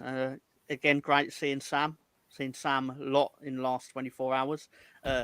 nothing homosexual, nothing. There's anything wrong with that. But obviously, because of the kit show, Yep. Saturday rated the kits. Most of them were ad, surprisingly. Not surprisingly, because I don't like anything. And scene. There we go, everyone. Right, everyone. Yes. Thank you again, Mr. Tom, Sam. It's always great being on the Saturday show with you too. I enjoy it. I know everybody else does. As you said, it's a road trip. We start going left, and then we go right, and then we go other ways as well. So I enjoyed this one. It was Arsenal got the win, 2-0 Arsenal. We'll take that. Yes, I was probably a little bit ambitious with my predictions, but I believed it. But we'll see what we do next week. I won on the Gooners versus Cancer. Actually won a signed Alan Smith kit. So I'll be getting one of those in the next couple of months or so to come in. So that's kind of cool. Looking forward to that. That 27-hour charity thing seems to work. So everybody loves it. So, but I want another kit there. So that's pretty cool. Sorry, before we go, What's I just want to congratulate Sam on finally acquiring Sex Wing, because from what I can tell, it looks like the background, the shadows are that of a Sex Wing. Is that not true? Is that not true, Sam? I don't know where he's going. No idea what you're talking about. I don't know where he's going with that. Fine. I don't know where he's going with that, but yeah, it's a good word, Russ. Good word. Yeah, smudger. Yeah, I get one of those. So I'm looking forward to seeing how that goes. And I got my righty kit jersey up here signed. I need to put them next to each other and probably make that my backdrop. Louis Armstrong works, but I think Ian Wright and Smudge should work as well. So there you go. That'll be the change coming up. But thank you guys for joining us. We'll be back next week. A couple of more. You have a game midweek, Mr. Tom, or? No, I believe we play Friday night at Sheffield Wednesday. Okay. All right. So by Saturday morning, you will have hopefully recovered, and hopefully you recover from all the partying from the game. Maybe that's how that whole thing will end. And there you go. Possible. Yes. So everybody, thank you again. Stranger things have happened. Yes. Thank you for joining us. We'll see you guys on the next one. And life is a journey. Don't waste your trust.